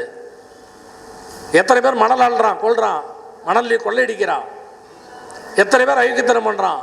நம்மளுடைய மதத்தை அழிக்கிறதுக்கு எத்தனை பண்ணான். அவங்களை எதிர்த்து போராடணும், அவன் தான் சத்திரியன். தேசத்தையும் தெய்வீகத்தையும் காப்பவனே சத்திரியன். அப்புறம் வைசியன்னா யாரு? இந்த நாட்டினுடைய செல்வங்களை, நாட்டினுடைய வளங்களை. சத்திரியன் யாரு? விவசாயம், வணிகம். இந்த நாட்டினுடைய தேசத்தினுடைய வணிகம், வளம் இதெல்லாம் காப்பாற்றணும், பொருளாதாரத்தை மேம்படுத்தணும். நாட்டினுடைய பொருளாதாரத்தை மேம்படுத்தவன் எவனோ அவனே வைசியன். சூத்திரன்னா யாரு? சூத்திரன்னா யாரோ தப்பாக புரிஞ்சிட்டு இருக்கான். சூத்திரன்னா ஆதாரமானவன். சூத்திரம் சொல்கிறோம்ல, ஒரு மேத்தமெட்டிக்ஸில் சூத்திரம்னு சொல்கிறோமே, எல்லாவற்றுக்கும் ஆதாரமானவன், எல்லாருக்கும் ஆதாரமானவன் யார்? சூத்திரன். அப்போ அந்த சூத்திரனுடைய குணம் என்ன சொல்லியிருக்கு? வேதம் சொல்லியிருக்கு. சூத்திரன் நல்லா படிச்சிருப்பான், பணம் நிறைய இருக்கும், அவன் உயர்ந்த ஜாதியோடு பிறந்திருப்பான். ஆனால் நம்ம வந்து உயர்ந்த ஜாதியும் கிடையாது. நான் சொன்ன குணங்கள் தான் ஜாதி வர்ணம். ஆனால் இருந்தாலும் அவனிடம் பணிவில்லை, அகங்காரம் இருந்ததுன்னா அவன் வந்து எந்த ஜாதியிலையும் கிடையாது, எந்த வர்ணத்திலையும் கிடையாது. அப்போ எவ்வளவு வசதிகளோ படிப்போ பணமோ எல்லாம் பெற்றிருந்தாலும் அவனிடம் அகங்காரம் இல்லாமல் பணிவு இருக்கிறதோ அவன்தான் சூத்திரன். பணிவானவன் சூத்திரன். எங்கு பணிவு இருக்கோ அதுதான் ஒரு தேசத்திற்கு ஆதாரமானது. அதுதான் அந்த தேசம்தான், பணிந்தவர்கள் இருக்கக்கூடிய தேசம்தான். அகங்காரம் இல்லாமல் பணிந்தவர்கள் இருக்க தேசம்தான் முன்னேற நிலை செல்லும். அப்போ இதை மாதிரி ஒரு இந்த 4 வர்ணங்களை தாண்டி ஒரு வர்ணம் இருக்குது. அந்த வர்ணம் எதுமா, இந்த 4 வர்ணத்தையும் யாரும் இல்லாமல் அடாவடியாக இந்த 4 வர்ணத்தில் சொல்லப்பட்ட குணங்களையும் தன்மைகளையும் யாரும் கடைப்பிடிக்காமலனோ அவன்தான் பஞ்சமன், அவன்தான் ஒழிக்கப்பட வேண்டியவன் இங்கிறது தான் வேதம் சொல்லியிருக்கு. நம்ம இங்கே உட்காந்துட்டு நான் சத்திரியன், நான் வைசியன், நான் பிராமணன், நான் யாரும் சூத்திரன் கிடையாது, யாரும் பிராமணன் கிடையாது, யாரும் சத்திரியன் கிடையாது, யாரும் வைசியன் கிடையாது. அப்போ யார் பிராமணன், யார் சத்திரியன், யார் வைசியன்னா நான் சொன்னேனே, வேதம் சொல்லியிருக்கேன். இந்த பிரம்மத்தினுடைய குணத்தை கொண்டவன் எவனோ அவனே பிராமணன். தேசத்தையும் தேச நலனையும் தேச மக்களையும் காப்பாற்றவன் எவனோ தெய்வத்தின் அவனும் சத்திரியன். இந்த நாட்டினுடைய வளத்தையும் எதிர்காலத்தினுடைய நலத்தையும் இந்த நாட்டினுடைய பொருளாதாரத்தையும் கட்டி காப்பவனே வைசியன். இது எல்லாவற்றுக்கும் ஆதாரமாக இருந்து இருவர் மட்டும் இல்லாமல் அவனிடம் பணிவும் சேர்ந்திருந்தால், இந்த கல்வி அறிவு பிரம்மவன் எல்லாம் சேர்ந்தான், அவன்தான் உயர்ந்த சூத்திரன் என்று சொல்லி சூத்திரனை உயர்வாக சாஸ்திரம் சொல்லி இருக்கிறது. ஆனால் வருங்கால் என்று நான் சொன்னேனே, ஒரு அமரன் படத்தில் எப்படி மரபு மடை மாற்றி எப்படிலாம் கதையை இந்த காலத்திலே எழுதுறான் பாருங்க. அந்த காலத்திலேயே மடை மாற்றி பண்ணது தான் அந்த வேதத்தினுடைய வர்ணாசிரமத்தை தப்பாக புரிய வைத்துட்டார்கள் என்று சொல்லி, எனவே நாம் அனைவரும் இந்த விருகு இந்து சங்கம் வந்து நம்ம வந்து ஜாதி மத இன பேதம் இல்லாமல் நாம் அனைவரும் ஒன்று கூடி, இன்றைக்கி அவர் வீட்டில் ஒரு பிரச்சனைன்னா உடனே நாங்கள் இந்து சங்கமத்துக்கு ஃபோன் பண்ணால் போதும், நம்ம குரூப்பில் ஒரு மெசேஜ் போட்டால் போதும், எங்களுடைய இந்து சங்கம் உடனே உங்கள் வீட்டுக்கு வந்து நிற்கும். உங்கள் வீட்டில் ஒரு பிரச்சனையாக எந்த பிரச்சனையாக இருக்கட்டும், ஒரு வயசானவங்க இருக்கிறாங்க, அவங்களுக்கு உடம்பு முடியல, கையில் காசு இல்லை, எனக்கு ஆஸ்பத்திரிக்கு போகல, கூட்டு போகிறதுக்கு ஆள் இல்லை, நீங்கள் உடனே இந்து சங்கத்தை தொடர்பு பண்ணுங்கள். உங்களுக்கு உடனே இந்த சங்கம் உடனே ஆம்புலன்ஸ்லேருந்து உங்களுக்கு மருத்துவ வசதியிலேருந்து எல்லாம் ஏற்பாடு பண்ணி கொடுக்கும். இல்லை எனக்கு பக்கத்து வீட்டுக்காரனால பிரச்சனை, எதிர்த்து வீட்டுக்காரனால பிரச்சனை, எனக்கு போலீஸ் ஏதோ பிரச்சனை பண்ணுன்னா எங்களுக்கு வழக்கறிஞர் குழு வந்து உட்காந்துருக்காங்க பாருங்கள். வழக்கறிஞர் சட்ட வல்லுநர்கள்லாம் வந்திருக்கிறாங்க. அங்கே சட்ட வல்லுநர் 10 பேர் மேலே லாயர்கள் வந்திருக்கிறாங்க. இப்போ அவர்களை நம்ம கௌரவப்படுத்த போகிறோம். மேலே நம்ம தூய்மை பணியாளர்லாம் நாளைக்கு கௌரவப்படுத்த போகிறோம் இந்த நகருக்குரிய. கடை கடல்நிலை ஊழியர்கள் இருக்காங்க இந்த விருகம் பார்க்கும்போது, அவர்களுக்கும் கௌரவப்படுத்த போகிறோம். அவர்கள் மாலை பொழுதுலாம் அவங்க வர முடியாதுங்கிறதுனால இப்போ வந்திருக்கிற சட்ட விருந்தினர்கள் சட்ட வல்லுநர்களை மேலே அறித்து உங்களுக்கு அவர்களை அறிமுகப்படுத்தி அவர்களுக்கு நாம் அந்த பொன்னாடை சால்வையை மரியாதையை செலுத்தி அதன் பின் ஒவ்வொரு நிகழ்ச்சிகளாக தொடரும் என்று சொல்லிக்கொண்டு, இந்த விருதுநகர் பகுதி மக்களுக்கு எந்த பிரச்சனையாக இருந்தாலும் சரி, உங்களுக்கு பண பிரச்சனையாக இருந்தாலும் சரி, உங்களுக்கு எந்த உதவிகள் வேணுமா இருந்தாலும் சரி, உங்களிடம் நியாயம் இருந்தால், உங்களிடம் உண்மை இருந்தால், உங்களிடம் தர்மம் இருந்தால், எங்களுடைய விருகை குழு உங்களை விசாரித்து இவர்கள் அதற்கு தகுதியுள்ளவர்களா என்று பார்த்து அவர்களுக்கு அந்த உதவியை செய்வதற்கு நாங்கள் தயாராக இருக்கிறோம். உங்களுக்கு யாரும் இல்லை என்று நினைத்துக் கொள்ளார்கள். உங்களுக்கு இந்த விருகம்பாக்கதி மக்கள் ஒவ்வொரு குடும்பத்தினருக்கும் நிறைய குடும்பங்கள் உங்களுடன் கூட நிற்கிறது என்று சொல்லி இத்தருணத்திலே உங்களுடன் நாங்கள் பயணப்பட்டிருக்கிறோம். நாம் அனைவரும் சங்கமித்து ஒவ்வொரு வாரமும் குழந்தைகளை கூப்பிட்டு குழந்தைகளுடன் நாம் உறவாடி அவர்களுக்கு பண்புகளையும் பயிற்சிகளையும் கொடுத்து ஒரு வீரமிக்க இளைஞர்களாகவும் அறிவுமிக்க இளைஞர்களாகவும் ஒரு விவேகானந்தரை போல், ஒரு ராமகிருஷ்ண பரமஹம்சரை போல், ஒரு பாரதியை போல் நாம் ஒரு புது சரித்திரம் படைப்போம். இனி ஒரு விதி அமைப்போம் என்று சொல்லி அந்த விதி விருகை சங்கமத்திலிருந்து தொடரும் தொடரும் தொடரும் என்று சொல்லி அடுத்து சுவாமிநாதஜி அவர்கள் தொகுப்பாளர். தொன்மை மிகுந்த பாரம்பரியம் பண்பாடு பற்றிய சிறப்பு அம்சங்கள் பலவற்றையும் எடுத்து கூறி நமது சமுதாயத்திற்கான தேவையினை வலியுறுத்தி அமர்ந்துள்ளார்கள். அடுத்து நமது பாரம்பரியத்தின் அம்சமாக 2 கலை நிகழ்ச்சிகளை யோசிச்சிருக்கோம். முதலாவதாக பரதநாட்டிய கலை நிகழ்ச்சி இருக்கும். அவர்களை அறிமுகப்படுத்துமாறு ரூபினி அவர்களை அழைக்கிறேன். பரதநாட்டியம் இப்போ நடக்க போகுது. அதை பண்ண போகிறதுக்கு சௌபாகியவதி மான்யா அவர்களை நான் மேடைக்கு அழைக்கிறேன்.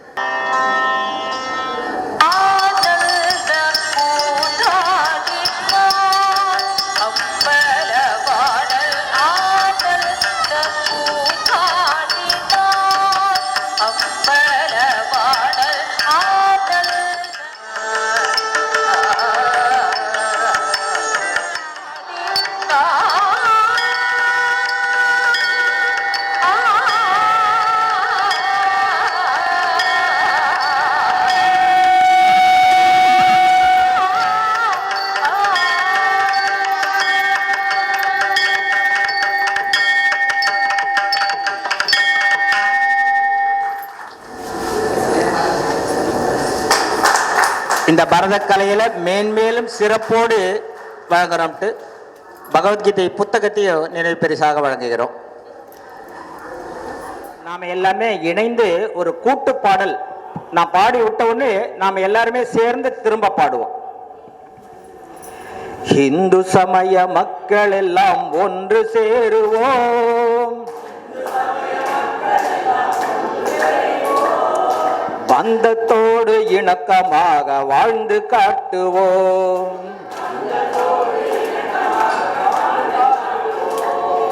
எந்த மதமும் இதற்கு ஈடு இல்லை எண்ணுவோம். முந்து புகழ் இந்து தர்மம் முழங்கச் செய்குவோம். இந்து சமய மக்கள் எல்லாம் ஒன்று சேருவோம், பந்தத்தோடு இணக்கமாக வாழ்ந்து காட்டுவோம்.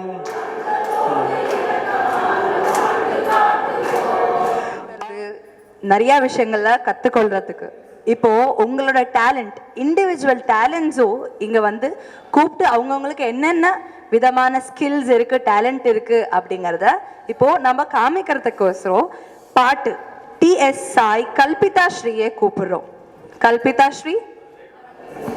அழகான பழனி மலையாண்டவா, உன்னை அனுதினமும் பாட வந்தேன் வேலவா. அழகான பழனி மலையாண்டவா, உன்னை அனுதினமும் பாட வந்தேன் வேலவா. வள்ளிமயில் நாதனே வாவடி வேலனே, வள்ளிமயில் நாதனே வாவடி வேலனே. வர வேண்டும் மயில் மீது முருகையனே, முருகா முருகா முருகா.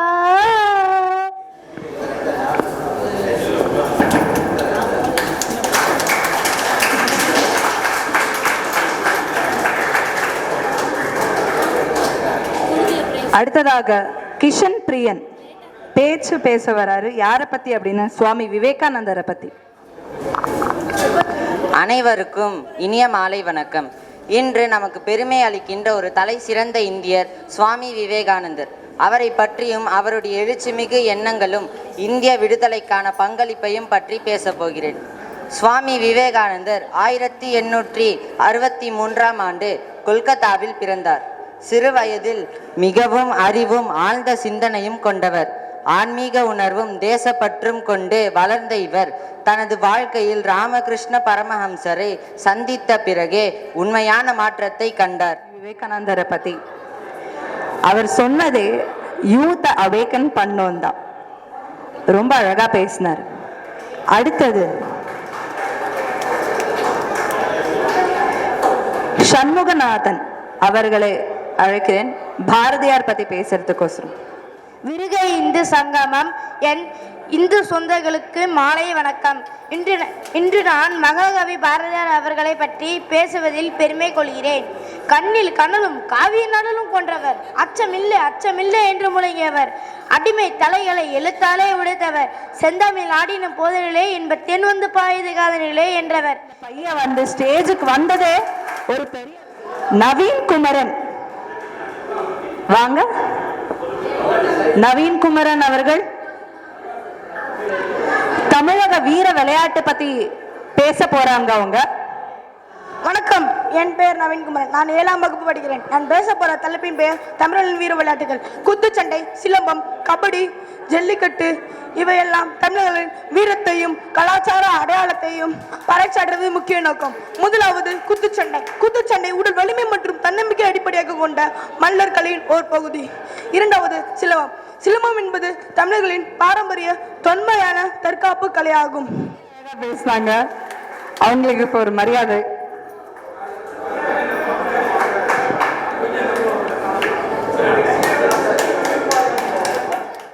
ருத்ரநாத். ருத்ரநாத்தை ஸ்டேஜுக்கு வர வாப்பா. அனைவருக்கும் வணக்கம். என் பெயர் ருத்ரன். நான் 4ஆம் வகுப்பு படிக்கின்றேன். நான் பேச போற தலைப்பின் பேரு தேசபக்தி பாடல்.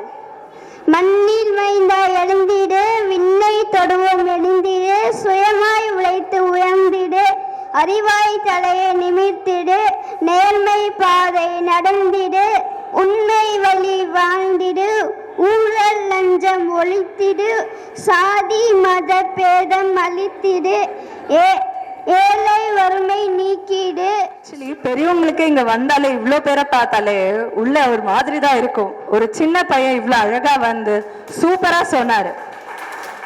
பாரம்பரியமான விளையாட்டுகள், இந்த விளையாட்டுகள்ல வீரம் செறிந்திருக்கும், நல்ல ஒரு அறிவு நாலேஜ் இருக்கும், நல்ல ஒரு கான்சென்ட்ரேஷன் இருக்கும். இதெல்லாம் வளர்க்கறதுக்கு நம்முடைய பாரம்பரியமான விளையாட்டுகள், அதெல்லாம் மல்லக்கம்பு விளையாட்டு. இது ரொம்ப ஒரு பெக்யூலரான ஒரு ஸ்போர்ட். இதுல பண்ண போறவங்க பேர் எல்லாம் நான் இப்ப சொல்ல போறேன். பசங்களா, உங்க பேர் சொல்றச்சே கை மட்டும் தூக்கிடுங்க, நீங்க யாரு அப்படிங்கறது எல்லாருக்கும் தெரியணும். முதல்ல நித்யா, அடுத்தது கிளாப் பண்ணுங்க.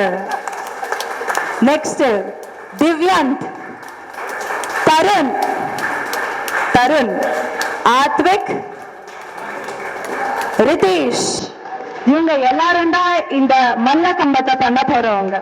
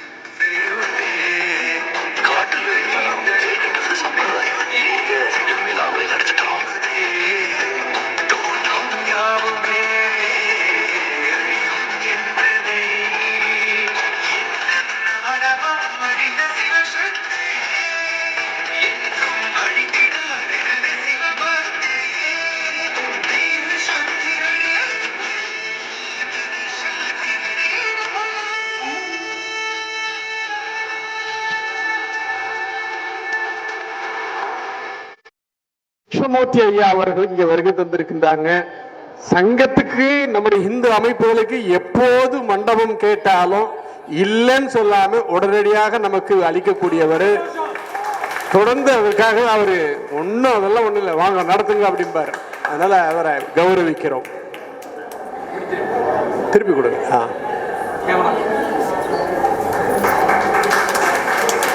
சந்தோஷம் சந்தோஷம். இந்த குழந்தைகளுக்கு கூட இப்ப அவர் கையாலேயே பரிசு கொடுத்துட்டோம். இந்த மல்ல கம்பம் சுரேஷ் பாபு அந்த குழந்தைகளுடைய ஒவ்வொரு குழந்தைகளா பேர் சொல்லுங்க. இப்போ அவங்களெல்லாம் கூப்பிட போறோம். கத்து கொடுத்தவங்களுக்கு ஃபர்ஸ்ட் மரியாதை இப்ப செலுத்த போறோம். கிருஷ்ணமூர்த்தி ஐயா வந்து இவங்கெல்லாம் அவங்களோட மாஸ்டர்ஸ். அந்த பசங்களுக்கு யார் சொல்லி கொடுத்தாங்களோ அவங்கதான் இவங்க. அவரு தமிழ்நாடோட போலீஸ் ஆபீசர் கூட.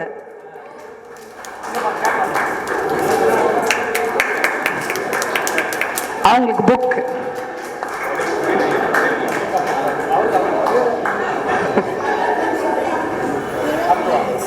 அடுத்து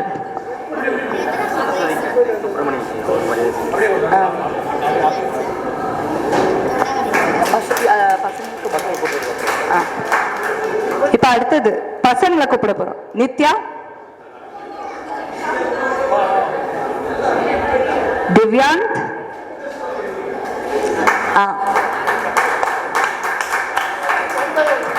ஒன் பை ஒன்னா வாங்க. தருண் நெக்ஸ்ட். அவங்க வந்து ஆத்விக், ரிதீஷ்.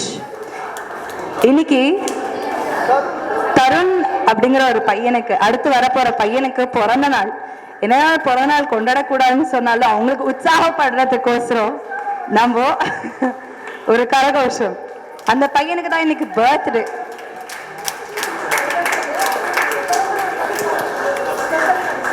பிறந்த நாளுக்கோசரம் அந்த பையனுக்கு ஸ்பெஷல் கிஃப்ட். அடுத்தது ஆத்விக்,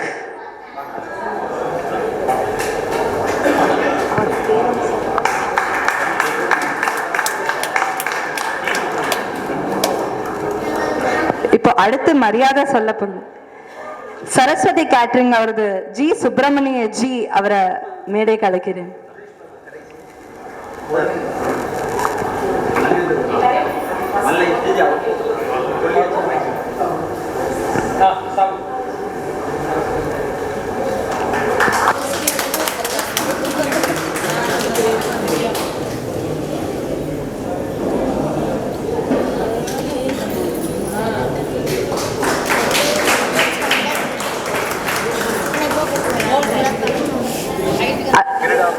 அடுத்தது கிரீடா பாரதி அவரோட இது சுரேஷ் பாபு அவர் ஜி கூப்பிடுறேன்.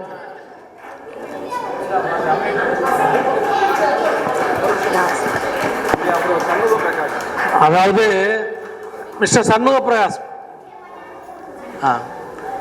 வாங்க. இவர் தான் நமக்கு இந்த அழைப்புதல்கள், உறுப்பினர் படிவம் போன்ற பல விளம்பர உதவிகளை செய்தவர். திரு சண்முகம் அவர்களுக்கு, சண்முக பிரகாஷ் அவர்களுக்கு சால்வை. இப்படி கேமரா பா. இப்போ இந்த செந்தில்குமார், மிஸ்டர் செந்தில்குமார், அதான் ஒரு திரு செந்தில்குமார் ஜி அவர்கள் வந்து நமக்கு உறுதுணையாக இருந்து ஒவ்வொரு நிகழ்வுக்கும் பக்கபலமாக இருந்து நமக்கு பல வகையிலும் உதவிகள் செய்த அவர்களுக்கும் இந்த நேரத்தில் புஸ்தகம். அடுத்து நம்முடைய இந்த பரிசு பொருட்களெல்லாம் நமக்கு ஸ்பான்சர் வழங்கி மட்டும் இல்லாமல் நேற்று எல்லாருக்கும் சுட சுட சூப்பு கொடுத்தார் திரு சங்கர்ஜி. நம்முடைய பகுதியை சார்ந்த அவர்களுக்கு இந்த சால்வை எடுத்து சுட சுட சூப்பு மற்றும் பரிசுகளையும் சுட சுட உடனே கொடுத்துட்டார். இந்த புஸ்தகங்கள் கையில் எல்லாம் இருக்குன்னா அவர் தான் ஜி தான். மெடல் எல்லாம் இருக்குன்னா அதெல்லாம் அவர் கொடுத்தது தான் அவருக்கு. அடுத்து எங்களுடைய அருளமுதம் ரிலிஜியஸ் ட்ரஸ்ட் அன்னதானம் பண்ணுறோம் இல்லையா, எங்களுடைய ட்ரஸ்ட் சார்பாக அந்த அன்னதானம் இன்னைக்கு எல்லாரும் சாப்பிட போறீங்களா, எங்கள் ட்ரஸ்ட் சார்பாக தான் இந்த அன்னதானத்தை வழங்கி இருக்கிறோம். எங்களுடைய ட்ரஸ்டி அருள்முகம் ரிலீஜியா சமய அறக்கட்டளை திரு பிரபாகர் ரெட்டி அவர்களுக்கு நேரம் அங்கே பாருங்க சார், அங்கே பாருங்க. எங்களுடைய ட்ரஸ்டி பிரபாகர் ரெட்டி அவர்களுக்கு அருள்முகம் சமய அறக்கட்டளை அவர்களுக்கு. அப்புறம் அந்த குழந்தைகளுக்கு பரிசுகள் பேலன்ஸ் இருக்கா, குழந்தைகளுக்கு பரிசுகள் பேலன்ஸு அது கொடுத்த பிறகு மற்றவர்களுக்கு கௌரவிப்படணும். ஆமாம் ஆமாம் விடுபட்ட குழந்தைகள் சரி 4 பேர் சரி அந்த நடுவர்கள். அப்புறம் பால்ராஜ், திரு பால்ராஜ் சொர்ணாம்பை நகர் தலைவர் திரு பால்ராஜ் அவர்களை மேடைக்கு அன்புடன் அழைக்கின்றோம். சொர்ணாம்பை நகர் நலவாழ்வு சங்கம் மோகன் அவர்களை மேடைக்கு அழைக்கிறோம். மோகன் வழிவிடுங்க, மேடைக்கு வரட்டும் மேடம், மேடைக்கு வரட்டும், அவங்க வழிவிடுங்க. கொஞ்சம் பரிசு இருக்கு, வெயிட் பண்ணுங்க, பரிசுகள் வெயிட் பண்ணுங்க. ஆமா திரு பால்ராஜ் அவர்கள் சொர்ணாம்பை நகர் நமக்கு கூடவே இருந்து, அதாவது சொல்ல நகமும் சதையும் போல அப்படிங்கிற மாதிரி கண்ணும் இமையும் போல எங்களை பார்த்து கொண்டு இருக்கிற திரு பால்ராஜ் அவர்கள் கூடவே இருந்து ஒத்துழைப்பு பால்ராஜ் அவர்களுக்கும், திரு செயலாளர் சொர்ணாம்பை நகர் நலவாழ்வு சங்க செயலாளர் திரு மோகன் அவர்களுக்கும் தருணத்திலே சால்வை அணிவித்து, நேற்று தான் யூஎஸ்லேருந்து வந்தார், இன்னைக்கு உடனே வந்து ஜாயின் பண்ணிட்டார் எல்லா வேலை, அவர்களுக்கும் நன்றியை தெரிவித்துக் கொண்டு இந்த சால்வை. அடுத்து இந்த தருணத்திலே இந்த விளையாட்டு போட்டியெல்லாம் நடுவராக இருந்து நமக்கு நடுநிலை வகுத்து, ஆமாம் அந்த திராசு போல கொஞ்சம் கூட விலகாம நடுநிலை வைத்த நம்முடைய உமையாள், திருமதி உமையாள் அவர்களுக்கு அங்க பாருங்க மேடம்.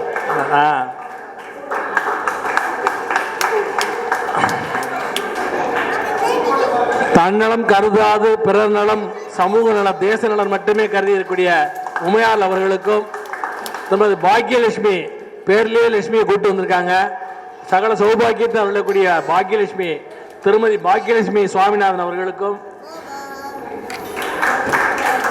திருமதி ஹேமா மேடம் அவர்களுக்கும், இவங்கெல்லாம் நேற்று விளையாட்டு போட்டிகள்லாம் கூடவே இருந்து நமக்கு ஹெல்ப் பண்ணாங்க, ஹேமா அவர்களுக்கும், மற்றும் ரூபிணி வெங்கட்ராகவன், என்னுடைய மருமகள் ரூபிணி வெங்கட்ராகவன் அவர்களுக்கும்.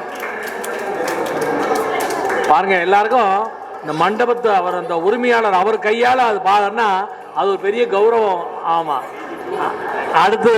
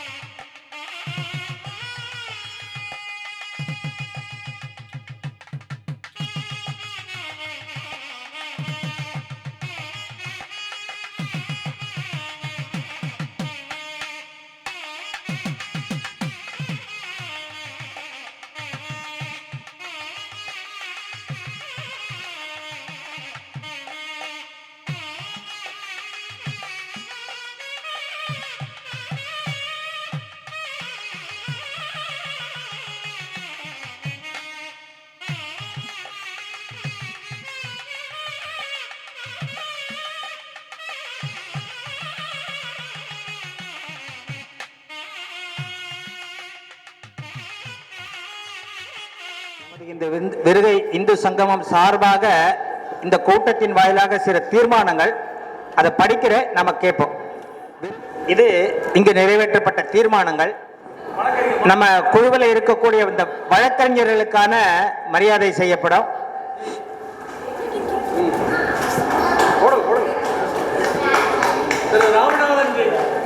திரு ராமநாதன் அட்வொகேட் அவர்கள் நம்ம பகுதியில் இருக்கக்கூடியவர். சட்ட ஆலோசகராக நம்ம அமைப்புக்கு அவர் தான் தொடர்ந்து இருந்துட்டு இருக்கார். விஸ்வாமித்திரன். அதாவது நான் பேசுவதற்காக இன்னைக்கு வரல, ஆனா மனம் நிறைந்த நிகழ்ச்சி, உண்மையிலேயே மனம் நிறைந்த நிகழ்ச்சி. ஐயா பேசும்போது சொன்னாங்க, டாக்டர் ஜி 1925 இந்த சங்கத்தை ஆரம்பிக்கும் போது ஒரு 10-15 மாணவர்களை வைத்து ஆரம்பித்தார்னு சொன்னாங்க. அதே மாதிரி தான் இந்து முன்னணி ஒரு 30 வருஷத்துக்கு முன்னால, 35 வருஷத்துக்கு முன்னால நான்லாம் இங்க சென்னையில பிராக்டிஸுக்கு வரும்போது ஒருவர் 2 பேர் தான் பெயில் போடுறதுக்கே இருப்பாங்க இந்து முன்னணிக்கு. ஏதாவது உண்மையா வியாசர்பாடியில பசுமாட்டை அறுத்தாங்க, ரோட்ல நாங்க சண்டை போட்டோம், அதுல அரெஸ்ட் பண்ணி கொண்டு வந்துட்டாங்க, பெயில போடணும்பாங்க. இதே போரூர்லயும் விருகம்பாக்கத்திலையும் வளசரபாக்கத்திலையும் ஏகப்பட்ட கேஸ் வரும். அதெல்லாம் இன்னைக்கு நிறைய வக்கீல்கள் வந்துட்டாங்க. எப்படி சங்கம் வளர்ந்ததோ அதே போல இந்து முன்னணி வளர்ந்ததோ, பாரதிய ஜனதா கட்சி வளர்ந்ததோ அதே போல இன்னைக்கு அவ்வளவு பெருசா வக்கீல்களும் 100கணக்கில் வந்துட்டாங்க. இன்னைக்கு பார்க்கும்போது இந்த மல்லக்கம்ம விளையாடுறாங்களே இந்த செல்லக்குட்டிகள், அச்சுக்குட்டிகள், நாளைக்கு சங்க அதிகாரிகள் அவங்க தான். நான் போய் ரிப்போர்ட் பண்ணணும், சங்க அதிகாரிகள் அவங்க தான். அந்த அளவுக்கு இன்னைக்கு நிச்சயமாக பாரத மாதாவுக்கு தோல்வி இல்லை, இந்த இந்தியாவுக்கு பாரதத்திற்கு தோல்வி இல்லை என்பதை நிரூபிக்கின்ற வகையில் நெகிழ்ச்சியான நல்ல விழாவாக இது அமைந்தது என்பதை தெரிவித்துக் கொள்கிறேன். வக்கீல்கள் சங்கம் என்னைக்கும் துணை இருக்கும், எப்பொழுதும் போல துணை இருக்கும் என்பதை தெரிவித்துக் கொள்கிறேன். நன்றி, வணக்கம். நம்ம இறுதி கட்டமாக நாம எல்லாரும் ஒரு உறுதிமொழி எடுத்துக்க போறோம். நம்ம எல்லாருமே நம்ம இடத்துல எழுந்த வண்ணம் நாம் சொன்ன பிறகு இந்த உறுதிமொழியை திருப்ப சொல்லணும். அனைவரும் எழுந்து நிற்குமாறு கேட்டுக்கொள்கிறோம்.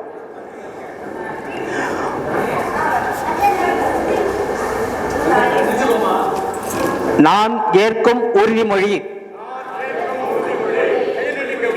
நமது பண்பாடு கலாச்சாரம் ஒருமைப்பாட்டை காப்பாற்றி பாரதத்தை எல்லா துறைகளிலும் முன்னேற்றி உலகின் குருவாய் ஆக்கிட அனைவருடன் இணைந்து நான் பாடுபடுவேன். நமது தர்மம், நமது பண்பாடு, நமது கலாச்சாரத்தை காப்பாற்ற உடல், மனம், பொருள் அனைத்தாலும் உதவி செய்வேன். ஜாதி, மொழி, இன பேதமின்றி அனைவரிடனும் சகோதரத்துவத்துடன் பழகுவேன். இவ்விரதத்தை என் வாழ்நாள் முழுவதும் அனுஷ்டிப்பேன். தண்ணீர், குளம், நீர்நிலைகள் மற்றும் இயற்கை வளங்களை பேணி காத்து மாசற்ற சுற்றுச்சூழல் நிலவிட உறுதி பூணுகிறேன்.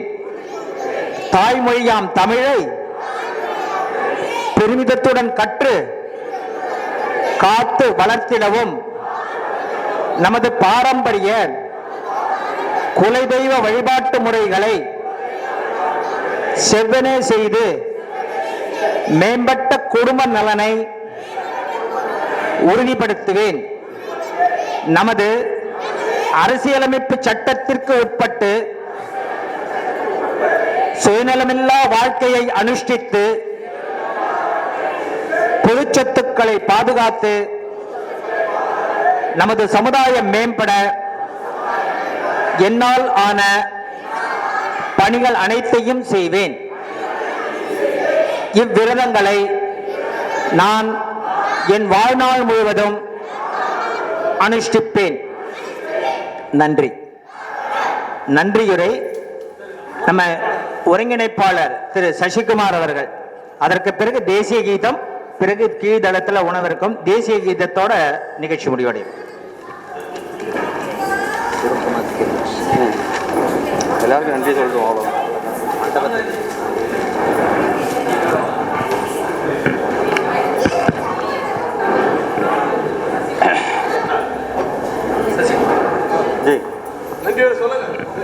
வெற்றிவேல் வெற்றிவேல் வெற்றிவேல் வீரவேல்.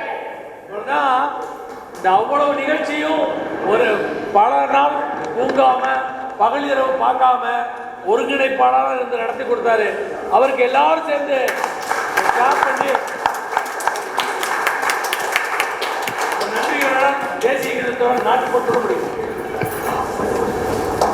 மாபெரும் இந்து சங்கமம் திருவிழா இனிதே வெற்றிகரமாக நடைபெற்றது.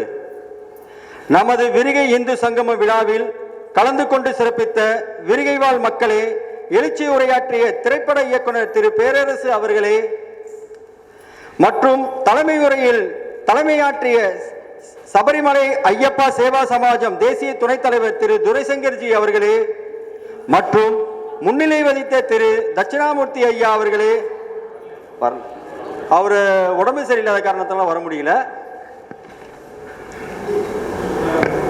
தொடக்க உரை நிகழ்த்திய திரு ஜி முரளி அவர்களே, சொர்ணாம்பிகை நகர் தலைவர் திரு பால்ராஜ் அவர்களே, விரிகை இந்து சங்கமம் குழுவினர்களே, தொகுப்பாளரை திருமதி ரூபினி வெங்கடராகவன் அவர்களே, திருமதி சுவாமிநாதன் அவர்களே, திருமதி உமையாள் அவர்களே, திருமதி ஹேமா அவர்களே மற்றும் மகளிர் அனைவருக்கும் ஏகேஆர் திருமண மண்டபம் நமக்கு அளித்து உதவிய திரு கிருஷ்ணமூர்த்தி ஐயா அவர்களே, அனைவருக்கும் பரிசு பொருட்கள் வழங்கிய திரு சங்கர்ஜி அவர்களே மற்றும் பத்திரிகை